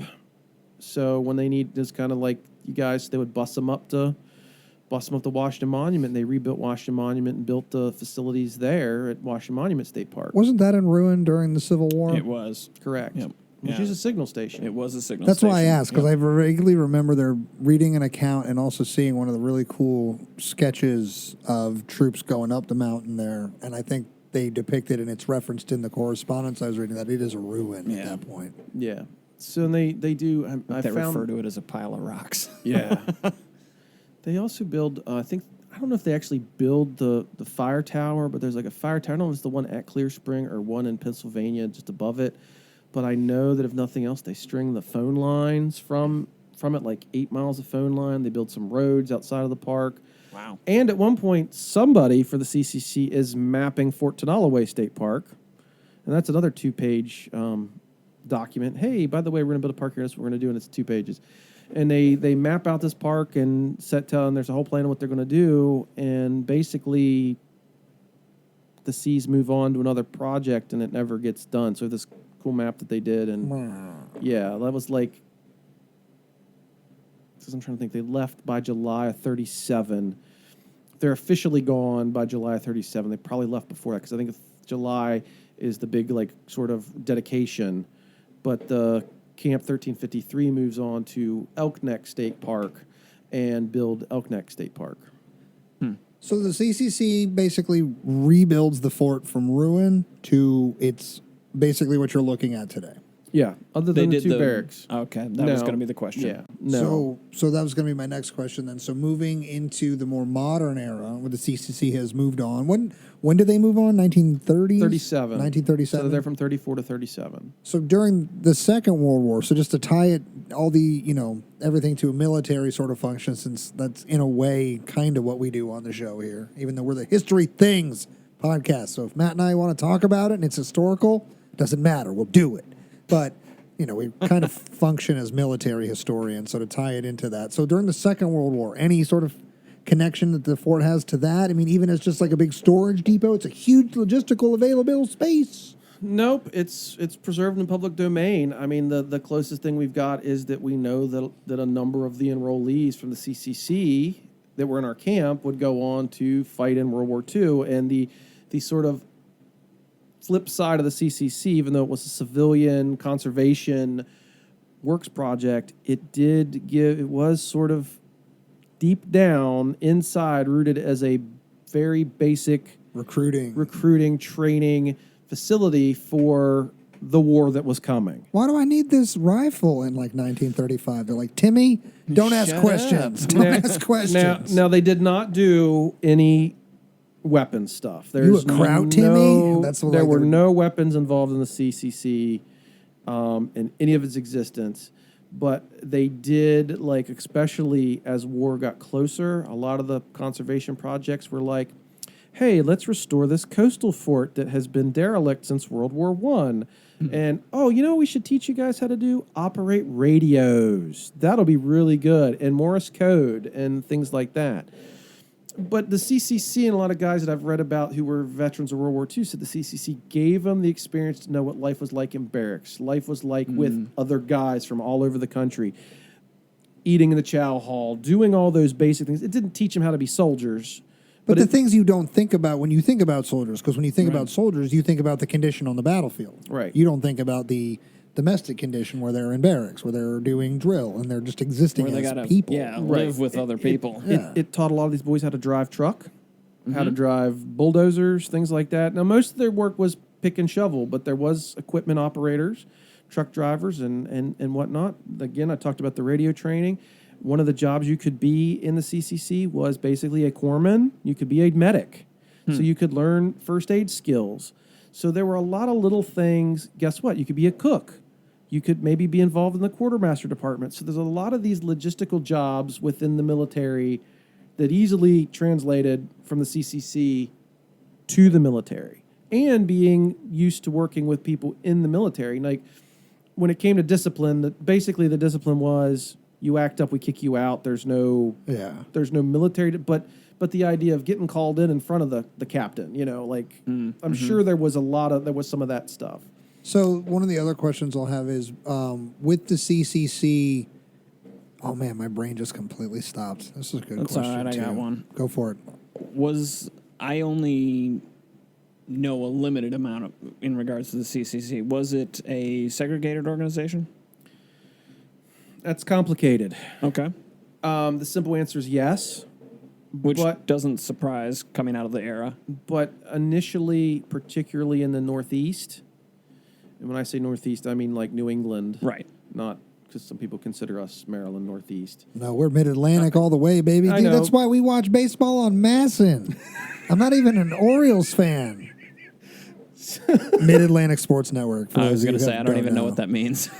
Up there, they got Nesson, Northeast Sports Network, or New England Sports Network. It's the same company, but that's true. That just proves to you that we are not the Northeast. So early on in some of these more northern organizations, there were some mixed, non-segregated camps. A lot of that will go away, particularly in the South. They are segregated, and in southern states, they are definitely segregated. So you would have camps of African Americans, and you would have camps of everybody else, which basically would be, anybody of European ancestry. Right. There were also some camps of American Indians out on the reservations. They were a very small group, but there were camps in Puerto Rico, or a camp. There was some activity down there, and I want to think maybe Guam, somewhere else. There was some other territory. Some small in one of the other territories. So there are some camps of different different ethnicities, but typically, it's going to be segregated.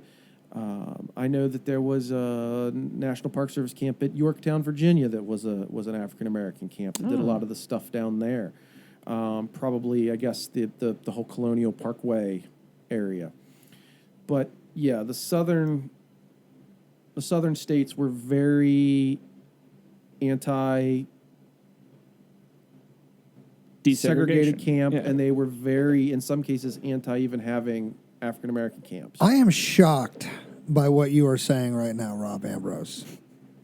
You're telling me that in the turn of the century South, they had a problem with integration? Mid-20th century at this point. Or yeah. almost Yeah, they mid-20th. did. Yes, okay. To move away from the turn of the century, you're talking the beginnings of the mid-20th century. You're telling me they had a problem? Yeah. They did. Shocker. It was a very NIMBY problem, not my backyard. Sure. Literally, like, even the white camps, a lot of places were not happy about having them because you're bringing in the bad element from the city.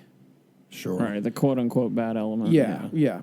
But with the African American camps, they're typically going to be more rural than the white camps because people don't want them anywhere near their towns. Got it. It was bad enough having the quote unquote white camps dancing with their daughters. Let alone, and there's issues in different places with these kind of things. Yeah, because they don't want Tommy from New York coming down here and dancing with the daughters. Well, and then again, the whole idea of you've got these young guys from different places, so they're kind of exotic. Doesn't matter if they look like you or not. In uniform, coming to your little, your little community dance or whatever, coming in for the weekend visits, because they would literally open up the camps like once a month and let the community come in and see what's going on, kind of an open house situation. But yeah, it could cause problems. I don't know of any in say, the Fort Frederick camp being related, but I do know that the CCC boys would walk down the Western Maryland Railroad, walk across the railroad bridge into Cherry Run, West Virginia, and get beer. That was their place to go to get beer in West Virginia. Yeah, so they would.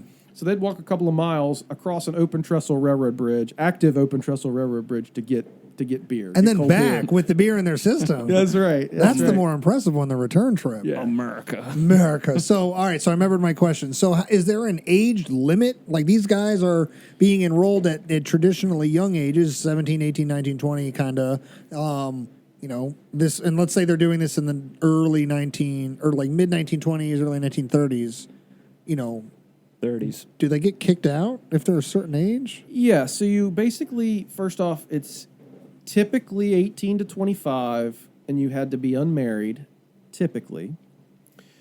You enlisted for a 6-month enlistment. You could enlist up to 4 times. So you could be in the CCC for 2 years. That was it. That was it. And I'm sure there's probably an exception to the rule somewhere. Like there's an exception that was actually, I think, a woman in the CCC Really? somewhere. You know, one of those weird... Snuck in situation? No, not like, didn't dress up like as a man, but I think, I can't remember the whole story, but I was looking at... Like found the legal loophole and forced the issue? Yeah. Good for her. Yeah. I mean, there were women around the camps because they had like secretaries and some of the teachers because they did do schooling. Sure. But yeah, so 18 to 25 typically, single typically. Married guys could be in under certain circumstances. Like maybe no kids to support, that Yeah, sort of thing? there were some oddballs. And here's the biggest oddball of the situation. They had what they called veteran camps. So guys who were young Great War veterans, like 17, 18 in the Great War, who are... Well, they don't even have to be young. There's really doesn't seem to be any age. So instead of giving them the bonuses that show up later in the bonus Right. army issue, they'll give them jobs. This is actually the bonus army is before. Right. Is This it? this Yeah. is Oh, dude, I got my yeah. dates This is wrong. Hoover. You're right. Hoover's Okay, bonus you're army. right. You're right. So these guys are more or less this is sort of like their bonus. So hey, sorry Yeah. about that bonus. You want some jobs? That's basically... And we know we charged you with cavalry and all Yeah. there on the National Mall, Yeah. but you Sorry want a about job? that. So no, it there- wasn't on the mall. That so was there's- that's on the Anacostia Flats, bro. Well, they did on the mall too. Did they? Yeah. Was there a bonus army? Was there a setup on the mall there? Yeah, like right in front of the Capitol. Because the and- big one they talk about is the one in Anacostia. Well, I the think that's the camp. That's where the they one where actually, Patton shows That's up. where they lived, but those guys get pushed off like right in sort of quote downtown DC. Because the Battle of Anacostia Flats, in air quotes, is the one where like Patton and MacArthur team up, right? Yeah, it's And like go in and burn down the Yeah, Hoover City, yeah. and like the Yeah. Metropolitan Police are there, and like that's the one where like people get like hurt. I think Yeah. one person dies. I think it's more than one. Yeah. Is it? I thought it was only one person. But they died, definitely are all around. I didn't know they But- were on the but mall. Anacostia, yeah, definitely. Yeah, I mean, Well- you're right. I knew they were on the mall. Just to be clear, I didn't know that like the violence went down on the mall. They were driving them out. So, Yeah. Unfortunately. So these veteran Army guys or veteran Conservation Corps guys are in some cases apparently now this is my understanding. Looking at other folks who are doing some research, sounds like even there's some Spanish American War veterans. Wow, getting old. I'm not saying that for certain, but I know some guys definitely doing living history, and that's their angle. Mm-hmm. And again, but it would stand to reason if they were some younger guys in 1898. No, I know. Yeah. That's- They'd be in their neat. 40s, Yeah. 50s. They could still swing an axe. Yeah. yeah. But the veteran camps, and this is where a lot of folks, particularly in the living history hobby, go wrong, is these veteran guys, these are your shell shock dudes. Yeah, they're not doing great.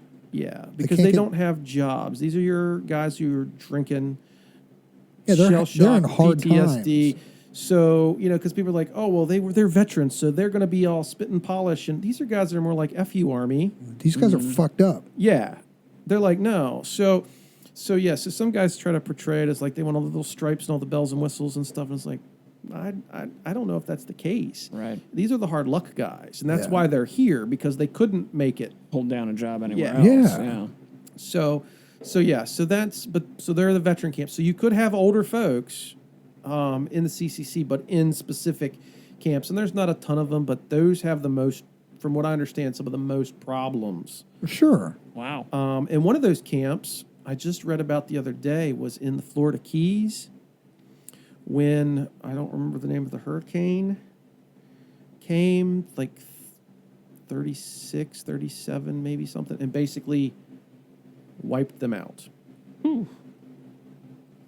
Because there was literally like one train track to get there, and the train got held up because of other stuff to get them out, and pretty much a whole bunch of them got killed.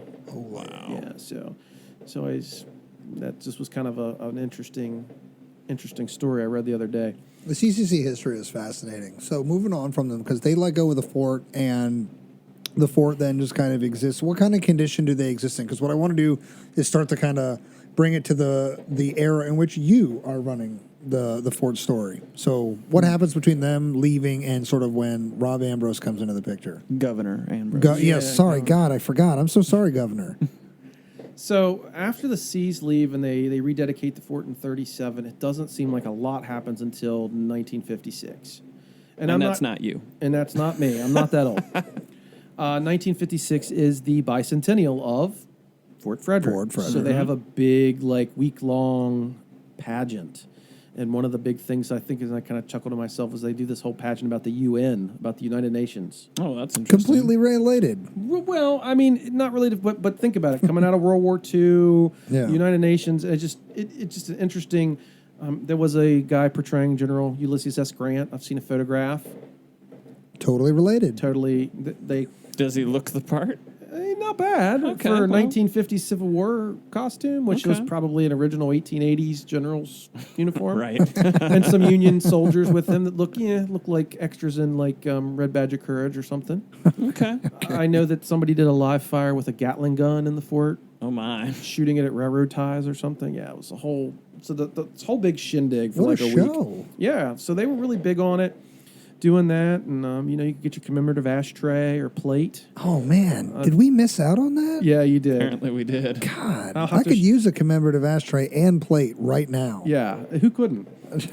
So then it kind of, again, sort of lulls a little bit. 1966, I think, is the year the first Maryland American Revolutionary War reenactment group starts coming to Fort Frederick. And that basically is the beginning of the Living History program on a consistent basis anyways at Fort Frederick. There's some guys, some of the Civil War guys that were related to the fort, like did some stuff, but literally the first Maryland came like at least 4 times a year, if it wasn't once a month during the summer, and did a whole weekend of stuff. And people would come from miles around to see the 1st Maryland Regiment do their thing. 1st Maryland is basically coming to the fort from the 60s through the end of the U.S. bicentennial, so in like 1983, when the 1st Maryland literally surrenders their colors to the governor. They still exist today, but they did actually at least recreate surrender. I don't know, but they did something that they did. A lot of them basically got out. Sort of the unit sort of ceased to be for a while after the bicentennial was over. We've seen that in the hobby. Yeah. So they're involved with the fort. There are a lot of young movers and shakers in the history community back then. One guy is big in our story is Ross Kimmel. He was one of the first state park. He was like the first state park historian and was big in helping us do a lot of the things that happened at the fort. But a guy by the name of Bill Brown, and I'm sure there's others that I don't even know about. But guys, you've might have seen books that they've written or read articles that you go, oh, that name sounds familiar. Well, these guys were the cutting edge guys in living history back then. We're talking like, you ever heard of the Civil War group, the Black Hats and the Centennial? Yes. Yep. Yeah, some of these guys were those guys. Got it. Campaigners before campaigners. Researchers before research. Was Rob Ambrose Sr. associated with the park as a reenactor before your time? No, and before my time, my dad was associated with Capon State Park in West Virginia and the United States Air Force, so he was a little busy during that era. Wait, your dad's a veteran? I didn't know that, dude. yeah. Your dad is one of my favorite people on the planet. And again, learning something new every time I get to hang out with you. I didn't know Senior's a veteran. Yeah, 68 to 72. Basically everything in country, U.S. All good? Oh, they did serve in Greenlee. Flight line crash rescue was. Yo, his make big- sure that man knows that Pat and Matt from the History Things podcast say thank you for your service. I will let him know that. Absolutely. But yeah, so he was a little busy during the centennial. Yeah, that of course era, he was.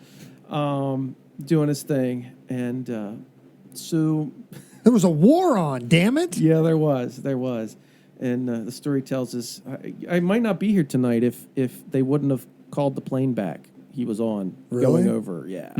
I'm glad they Yeah, did. he was buddy. in a unit basically known as the Prime Beef. They're basically infantry for the Air Force. Oh, sweet. So he had his gunny sack and his M16 in the trunk of his car ready to go all the time. Oh, yes. And literally they loaded him and his guys up in a C-130 and they said, "Hey, Sarge, where are we going?" And they said, "I can't really tell you where, but I can tell you it's Southeast Asia." And they were like, great. Is it this place called Vietnam?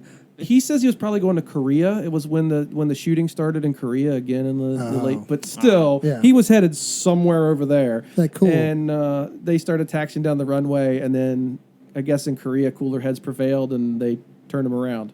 Dude, I'm glad that happened too, because your dad is a cool guy. I mean, you being here is a sweet byproduct of that, but your dad's a really cool guy. Yeah, he's all right. I like him. He showed me the greatest trick ever to get a quick fire started. I tell the story all the time, Matt. I think you know it. He pulls out we couldn't get a fire going on a windy day one day, and out of nowhere, he just pulled out this magical bag of sawdust, like just random gallon size bag, and just in the most like West Virginia, like I know things you don't know. I'm a salt of the earth man. He's just like, we're gonna get this fire going, and in like half a second, like a fire mage. Full blown roaring fire. He is amazing. So now I keep all my sawdust before I go to a reenactment, just in case we're having a bitch of a time lighting the fire because of him. It works. Senior's the man. So cool. So all right. So some of the early names in living history in the Maryland community in this regional sphere are associated with Fort Frederick as it sort of comes out of the bicentennial. Reenacting as a whole, is that one of the things, living history, is that one of the things that helped bring the park back to its sort of public prominence? Yeah, I would say, I mean, literally, and at least it feels like reading the documents and reading the newspaper articles, like its glory day literally was when the first Maryland was coming in the 60s and 70s. And during this time, because of these young movers and shakers, things were happening to the fort for improvement. Like at one point, of course, it got destroyed by lightning at one point, but our original like 60, 70-foot flagpole, these guys designed and had it put in, and the original, the full-size 18 by 24-foot flag. They were designing plans for gates. They were designing plans for the barracks, for defenses, doing all these things.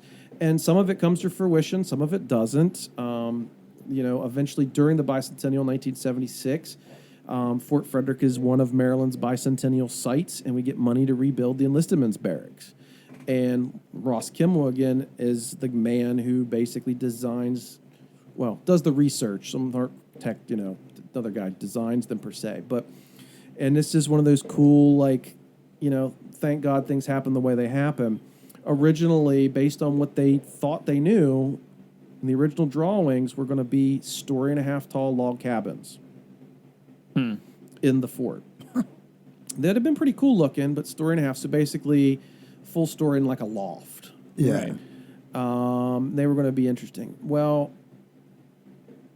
somebody, if I remember the story right, somebody was doing research at the Hall of Records, and they knew that Ross was working on stuff about Fort Frederick, and he happened to find this letter. And he said, Ross, you might want to check this out.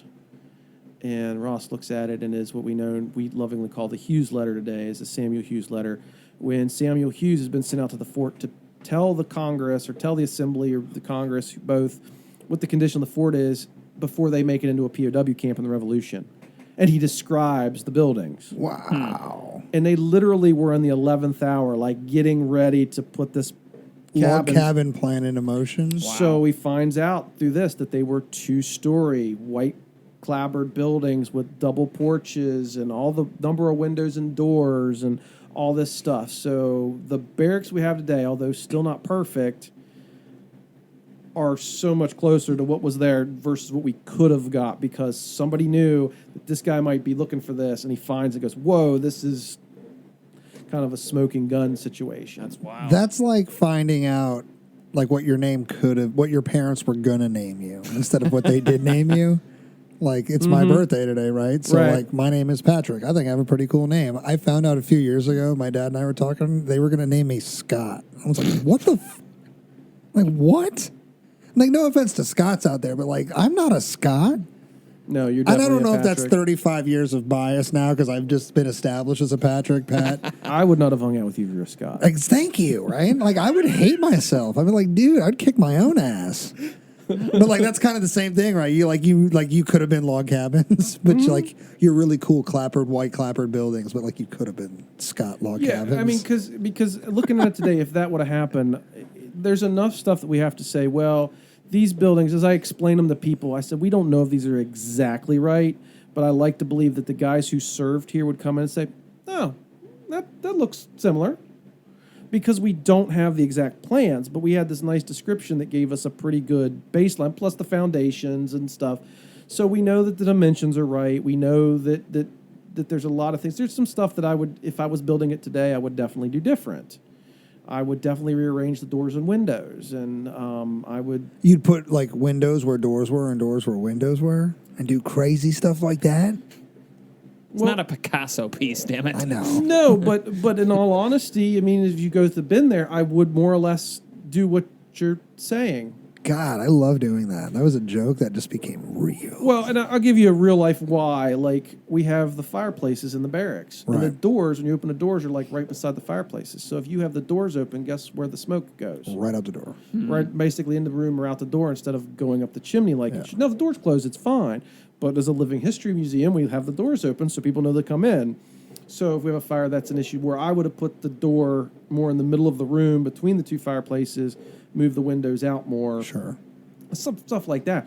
But again, based on what we know, and they also used the Hessian barracks in Frederick As a model. as well. So some of the things that they did in 76 were based off of them. Some of those things we've changed based on other research, based on British barracks and things that we have. So we've made a few modifications inside, moved walls around and stuff like that. But so 76 was a big year, got the barracks, and, you know, the barracks, without them, it would not be as nearly as an interesting place. You got the barracks, no governor's mansion. Correct. Or what's the term? The governor's house. Governor's house. Officers' quarters, whichever. So 76 for the fort itself is kind of brings us almost to today. I mean, we got the visitor center in the late 70s, early 80s, and we're getting ready to redo the museum exhibit in there and stuff. But it's really, we haven't had any major stuff happen that either wasn't already there that we're just fixing or whatever, you know, new. The new bathhouse a couple years ago, but that's not a history thing, but definitely better than going down in the creepy basement. Of You're the right. Old, yeah. So when do you? So you obviously been with the Maryland State Park System for quite a while now. You were formerly at Ambrose State Park, which has CCC connections all of its own. Really cool statue up there on High Knob.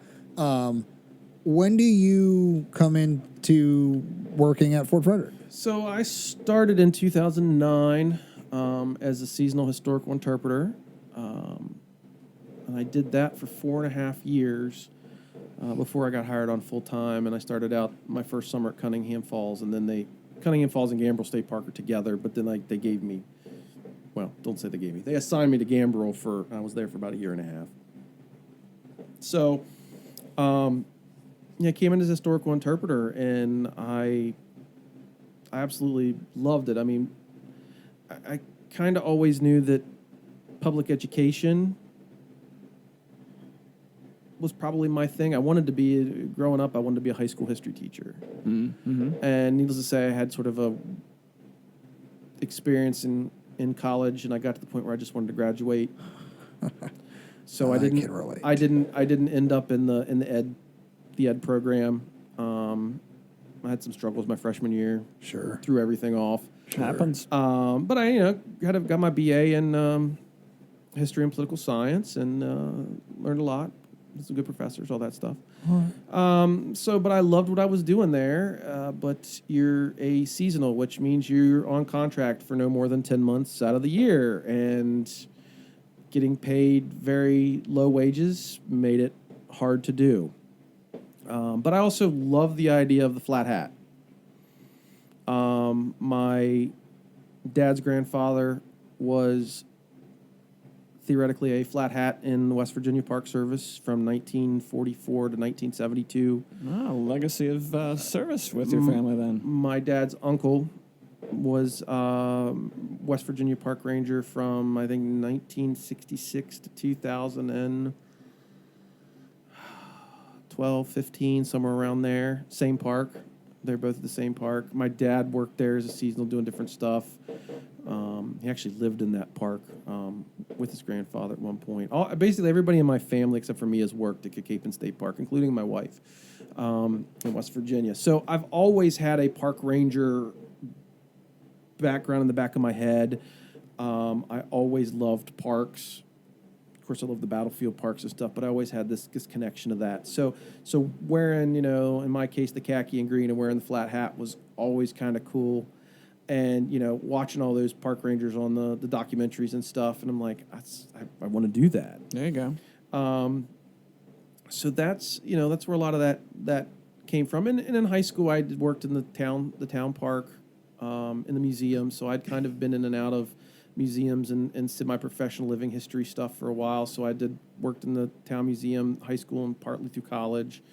And I worked for a traveling living history program a little bit, 2008, I guess it was, through WVU with a friend of mine, which was kind of fun. Did a lot of hands-on activities with kids at like fairs and festivals. So, so I loved it. I mean, I've always been a military history guy, and the fact that I got to play with muskets and wear old-timey clothes every day pretty much excited me. But I knew the only way to make a real career of it in Maryland was to get on as a full-time ranger, and I knew that was probably going to require me to leave home for a while. And I did luck out, and I didn't have to go too far from home, so I didn't have to move. It was a long commute, but it was worth it. And when I was at Cunningham and Gambrel, they did let me play at history a little bit. Did a Civil War event down at the Catoctin Furnace one year. Cool. Nice. We were doing oh my gosh, I can't remember which Federal Corps we were portraying. They marched through the village of Catoctin Furnace. First Corps. Yeah, I guess it was the First Corps on the way to Gettysburg. Only reason I know that is because they go right up 15. I mean, they essentially go the route of modern day 15, and that's right up through that area. Yeah, so half the Army does too. But. yeah, But I mean, famously, like it's the one most associated is the First Corps. So here's the other thing I like about you mentioned Catoctin Furnace. I love just the fact that a large number of cannonballs that were lobbed at the British at Yorktown were made right there at that furnace. that is supposedly the story. Yes. I love that you said that word too. Literally, we wasn't going to get into that, but I love that that's not actually a totally definite fact. I believe that that's true. I think that the one that's more in dispute is did they make iron for the Merrimack? Yeah. I've heard that. I've never even heard that one. That's a I've thing heard they that said? one. Yes, Yeah. yes. They supposedly made iron plating for the Merrimack. So part of me believes the cannonball thing because kind of it would be like all hands on deck, right? Fledgling nation, kind of anybody that could, I get. But like, I don't doubt it. the impression I get is they're trying to say that like the majority. I feel like that's what they're trying to say with the sign they have on the side of the road up there. yeah. So and then this is kind of one of those other interesting Like they won the war at Connections. Yorktown. So Thomas Johnson, the governor, the first basically American governor, non-colonial governor of Maryland, owns Catoctin Furnace. Right. Mm-hmm. He also is involved with a guy by the name of Lancelot Jakes. Not to be confused with Sir Lancelot of King Arthur's Court. Correct. Lancelot Jakes also builds a furnace called Green Spring Furnace about 2 miles from Fort Frederick. And is doing the same stuff there. And there's also apparently another little operation a little further down from Fort Frederick. So Lancelot Jakes and Thomas Johnson and their business forays connect, at least obtusely, Fort Frederick to Catoctin Furnace. And then you want to, of course, the other weirdness, we have the prisoners from Yorktown come to Fort Frederick, the cannonballs from Do you think they Thomas's smelled it in the air? They're like, something's familiar here. It's the Lincoln Kennedy conspiracy kind of situation. But the fact that Thomas Johnson is the governor during the war, I would not be surprised if they were not making cannonballs that were used, were sent to Yorktown, probably used other places as well. The, Mount Etna Forge in Hagerstown area, the Antietam Forge. Like Thomas Johnson basically owns or has something, is like a partner in like all of those. Sure. And like Mount Etna Forge makes cannons for the Revolution. So yeah, I don't doubt it, but I don't know if there's like any like document, and maybe there is. Somebody could correct me because again, Catoctin Furnace was always sort of just at the periphery of what I was doing. And again, they were really just sort of, and I don't mean this in a negative way, but they were sort of humoring me at letting me do a little bit of history stuff. Sure. When I was there, because I was an operations guy. I directed traffic, I did money, I did, all that stuff. but I did some research on Civil War history and stuff for the area. I did that one program. I ended up getting a Civil War Trails marker put up at Gamblerwood High Knob while I was there. So I did a little bit of stuff, and of course, it got me a little more interested in the CCC because of their relationship to Gambrel State Park and to the Frederick City watershed that they built. And they actually built facilities that are in Cunningham Falls State Park, because Cunningham Falls State Park and Catoctin National Park were once upon a time all one facility. Is that why the bridge across 15 exists?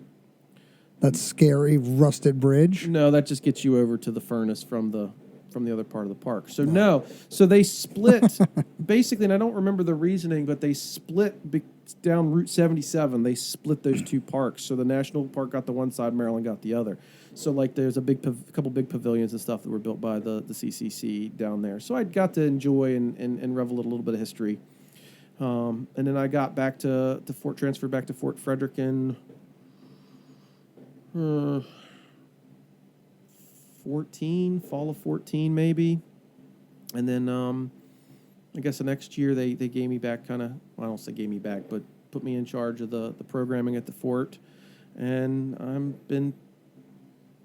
The rest is history, as they say? Yes, the rest is history, as they say. I couldn't let you not say it. Yeah. I mean, it was right there. You looked like you were going to deviate away from it. It's like, no. It's right there. Say it. It's right in front of you. So with us being come full circle and now back at Fort Frederick, now in the Ambrose era, if we will. Oh, yes. Two-part question, I should say. Okay. Are you there for the 300th anniversary? And even if you're not, do you have any kind of pie in the sky, I would love to see this happen sort of project for Fort Frederick? Did you just ask him if he's going to be there in 35 years? Yeah. We're interpreters. We die on the job. I know this. Backtrack to that. It's a personal story there in a second. But will I be there for the 300th? I don't know if I'll still be wearing the uniform, but if I'm around, I would like to think that somebody would call me up and say, hey, come on out. We'll trot you out on stage and let you wave at the crowd one last time. Rob, put down your pudding. This. I proved myself. This is the greatest. Yeah, you're going to Lou Gehrig. You're going to be Lou Gehrig. Yeah, right. That would be awesome.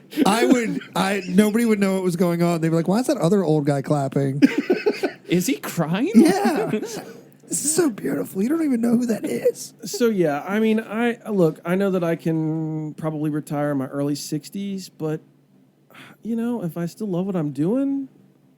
Absolutely. And my wife hasn't decided we're going to move to Acapulco or something. There's always that. Family first. I mean, why not? That's one of my favorite things about both of you guys. Being a Ranger means something to you guys. When you put on your uniforms, it means the thing it meant the first day you did it. You guys know way more than I do, right? But obviously I feel like I'm kind of in the club because I have a lot of friends that wear the khaki and green and the green and gray and things like that.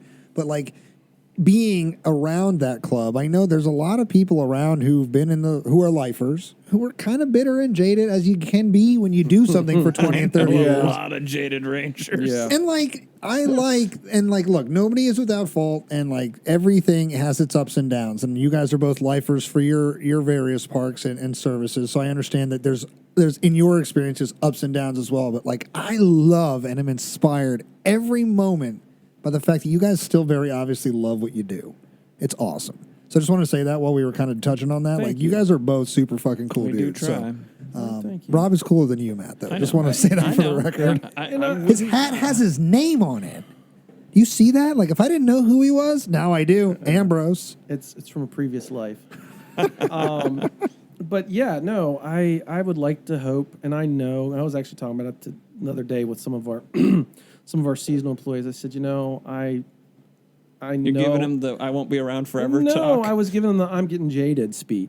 Got it. I'm like, I as a ranger, maybe not even as an interpretive ranger, but as my general ranger, it was like there's things I don't do that I used to do, and there's things that I do now that I've been like. They took away your gun. Right, no, literally simple stuff like wearing my very dressed down T-shirt with a pair of my sort of regular like Ranger pants. It's like I would have never done that a few years ago. I've been like, oh, that's so. I'd have had to wear like my Carhartts or something. You know, just little things you kind of see some mission creep in yourself. And you're like, oh, I guess I should try to rein myself Tighten back it up a little bit.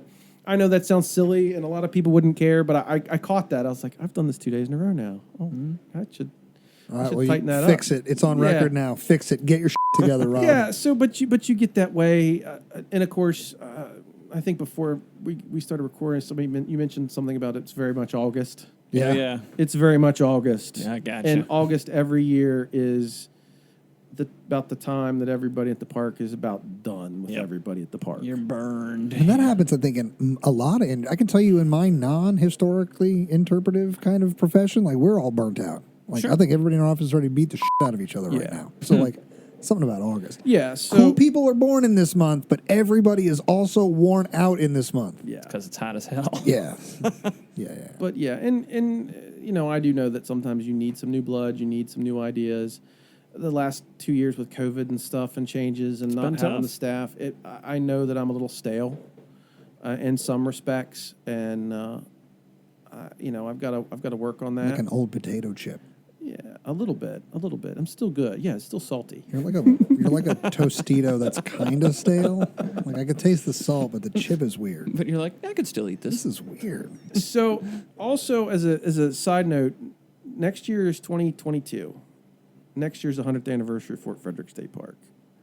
You were mentioning 300 of the fort, but our park, and I'm not quite sure if we're going to celebrate next year or actually in 23 because the legislation that created the park was not passed until like December of 22. So we're still debating when exactly we want to celebrate it. Well, figure out how you're programming. Maybe we need a little more time. 23. Here's how it is. You just do it right now. It's a year-long celebration, our 300th year, and you start from the day and you go a full year. And we've discussed that option too, as Great sort minds. of as Great It's minds. 100th year. What did I say, 300? Yeah, because we were You're talking thinking about the 300. fort. Oh, you're Yeah. right. Yes, 100th year. Yeah. So I was there for 260. I figure I'll see a few more of the big quote unquote anniversaries. 275. Yeah. 300 would be interesting. I hope I'm still around. Now, there was a second part to your question, and I have totally forgotten it. This is hypothetical. Oh, the what? Pie in the sky. If you could Sure. do pretty much anything, what would you want to do for the benefit of your site? Oh my Of gosh. Fort Frederick. If we could do, Unlimited budget, but only one thing. Find the town. well, we're still on the search for that. That was going to be my backup one. I have a low-hanging fruit one, but that was the other one. I Yeah. was So gonna go so with. here's what I would tell you: if I could get one thing, and it's, and you can either make it totally pie in the sky and I get it all, or I just get one part of it. I would be okay with one part of it. Is the fact that the fort, when you come in it, you cannot, without a picture and without describing it, you cannot, and you do not do it justice the way the defenses would have been set up in the fort. Minimally, I would love to get the northeast bastion redone with the cannon mounted on it and the powder magazine. So that way I can show people this is how the fort would have been set up. Now, I would love to get the entire interior defenses done, but if I could just get that one, it would be the northeast bastion with the powder magazine. Now, if I could get, if I could do sort of like give me more wishes, I would say if I could get the fort totally restored back to its 57 appearance, that would be my, give me more wishes. But if I could get the one thing, it would be that one bastion. Yes, I'd love to have the governor's house. Yes, eventually, hopefully, we'll get the flagpole back in. And, there's some other things I'd like to do. But if I could get that one thing, because for visual purposes, to show people how it was done, it's so hard to describe, and half the time you describe it, and they go, and you're like, they have no clue. Yeah. Right. Even though we also have a little, placard that sort of shows it, but I still don't know if it does Clicks. It clicks. And, of course, one of the reasons it's hard is because it would have to be done in a way that the defenses would be created that it would not put any stress on the actual walls. Like structure of the fort. Yeah, so it would have to have, an iron or a steel girder, frame inside, and it could be done. I've seen it sort of done other places, but it would be a project. Sure. Mm-hmm. But if that's the only one thing I could get in my time, that would be it. That's a great answer. I was going to go with things like the governor's residence, the village, like you said. Those are good, but that's a good one. I mean, like I said, I would love to have it. I mean, I can't actually imagine what the fort would look like with the governor's house in it because it would change the whole space. Yeah. Because it would not look as open. It would close in the parade field a little more.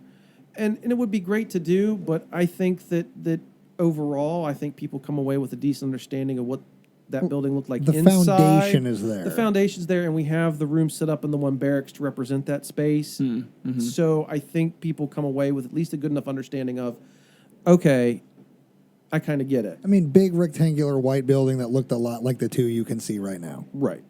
That's why the Bastion one's cool, because that's a visual that they're not getting at any point in the fort. We'd also like to shoot our cannon off of the Bastion. We think that would be Darn pretty cool. straight. That would be very cool. I'm not even used to you guys still having a cannon. That's such a new development in the last few years for you guys. Like having Does that. it have a field carriage or a garrison carriage?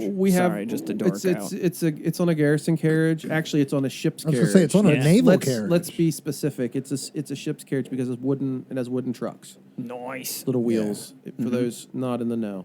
A garrison carriage typically has iron Some trucks. skateboarder out there is like, wooden trucks? Bro, what kind of thrashing are you doing?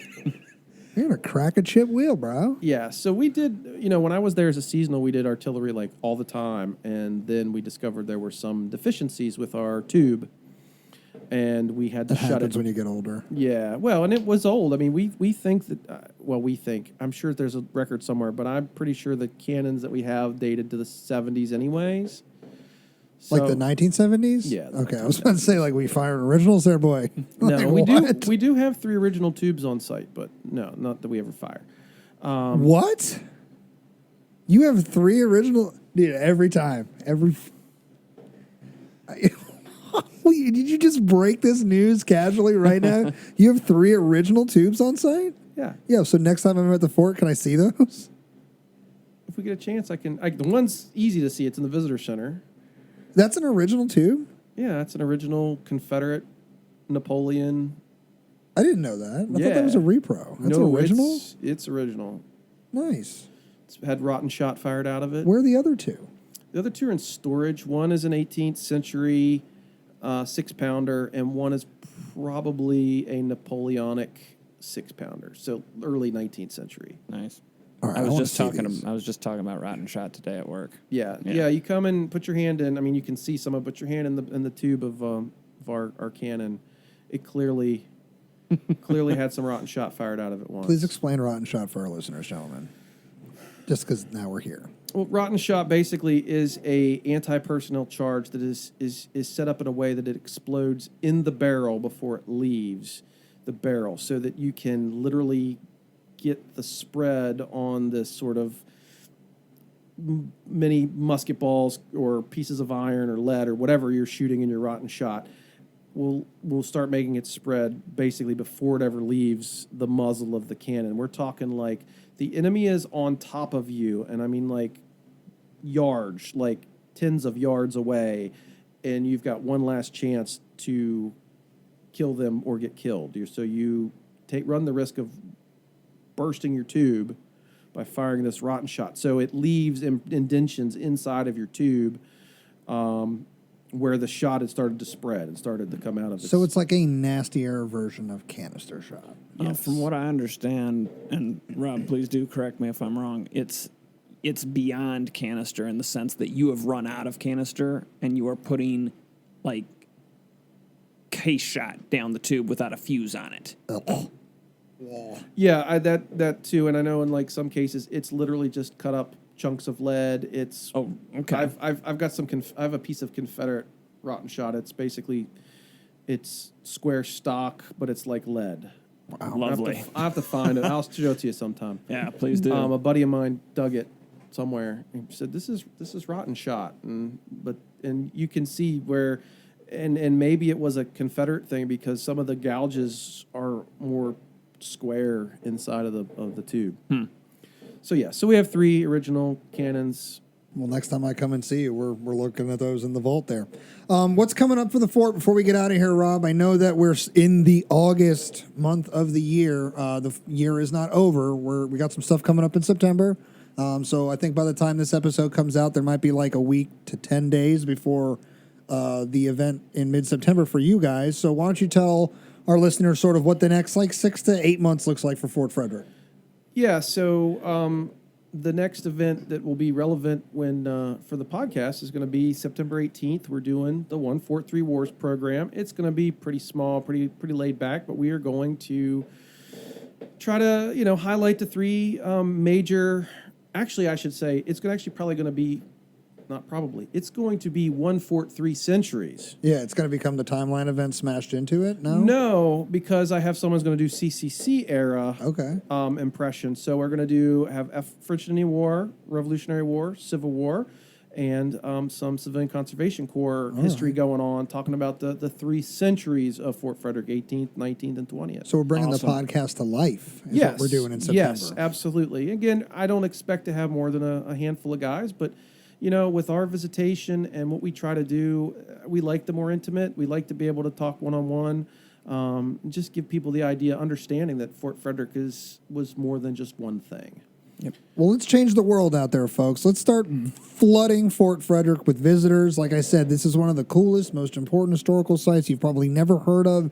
You think it's off the beaten path. It's really not. It's off of a major interstate. It's about 5 seconds off of the exit from that interstate. So, it's super easy to find once you know the area. You're looking for Indian Springs, Big Pool, Clear Springs, all these places, things like that. As soon as you think you've gone too far, go just a little bit just keep farther. going. If you think Hagerstown's the end of the world, it feels like it sometimes. Just another shot, boys and girls out there. But no, but just keep going. It's about 20 miles or so past Hagerstown. So exit 12 off of I-70. We look forward to your program in September there, Rob. I'll be there to support you guys in the fort. We're bringing some friends out. We're going to be a part of that program. Very excited for that.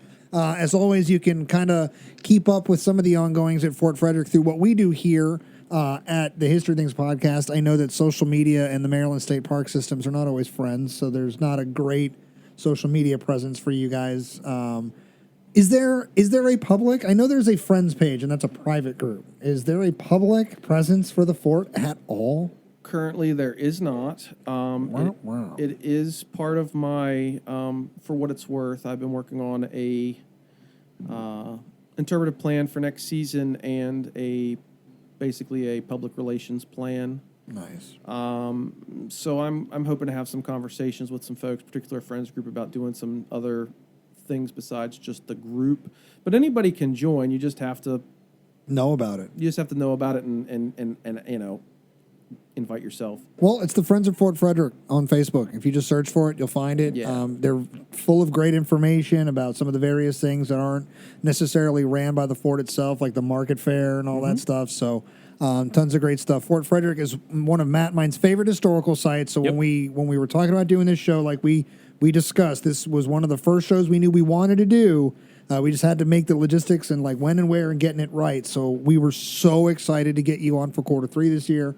Thanks for coming back and hanging out with us tonight and continuing the story of Fort Frederick. The story doesn't just end with Rob Ambrose in the modern time. As we discover, there are new things that are discovered about this park and this fort and this site all the time. There's a village out there that at some point they're going to find. There's a cemetery that you heard Matt and I say it. We're going to find. We're going to find it personally. I can feel it in every ounce of my being, Rob. There is more to come from Fort Frederick, and I can't wait for what that looks like when you're running the show like you are now. So thanks for coming by and hanging out with us on the History Things podcast. So a couple things before we get out of here, ladies and gentlemen. This is the official end of Q3's cycle of episodes, right? We're dropping our follow-up. That's what you've been listening to all night tonight, which means Q4 is on deck. And Matt, Q4, we're going to a very dangerous place. A place that if you asked us both, we probably, in all of human history, if you asked us, what are a few of the places you would never, ever want to go, this place might be at the top of our list. Dan Carlin definitely said it was at the top of his list. We are going to go to the Western Front, February 1916, we are going to go to Verdun. We are going to be hanging out with author Jonathan Bracken. He's going to talk to us about his book, The Verdun Regiment, which follows the 151st Regiment, which is it's a French army unit comprised of guys regionally from the Verdun area.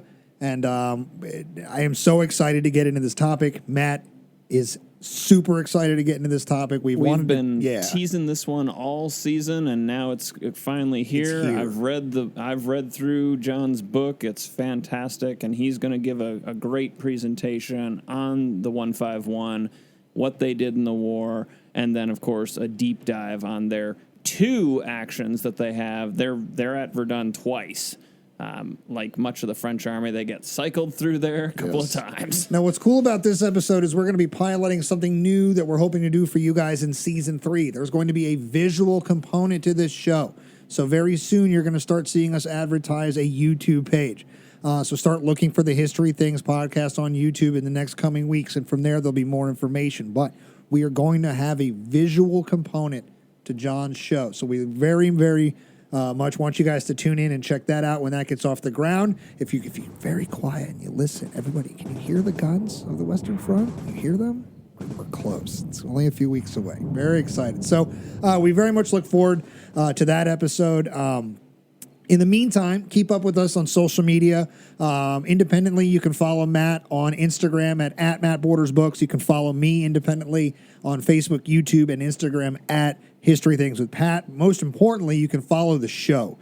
Follow the show on Facebook and Instagram at the History Things Podcast. You can get in touch with us via email, questions, comments, compliments at... what is our email address? I forgot. historythingspodcast@gmail.com.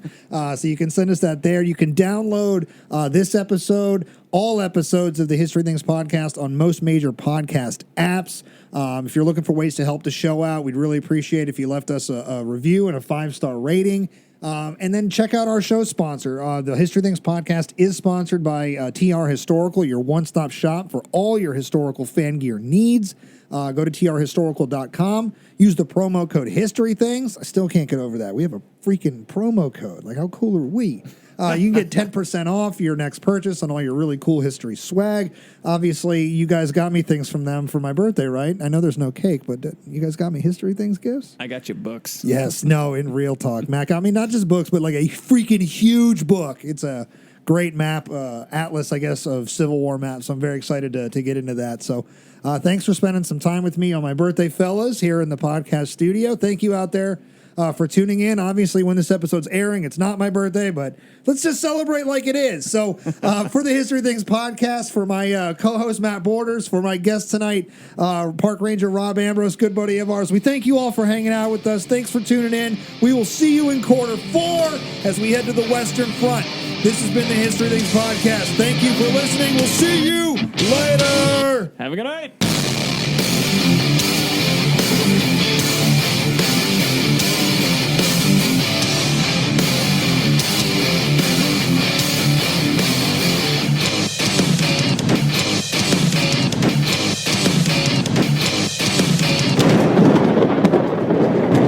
You've been listening to the History Things podcast. Follow the guys on Facebook and Instagram at the History Things podcast for all the latest news and exclusives. Make sure to also follow Pat and Matt on their social medias at History Things with Pat and at Matt Borders Books. Have a question, comment, or compliment for the show? Send us an email at historythingspodcast@gmail.com. Thanks for listening. We hope you enjoyed the show.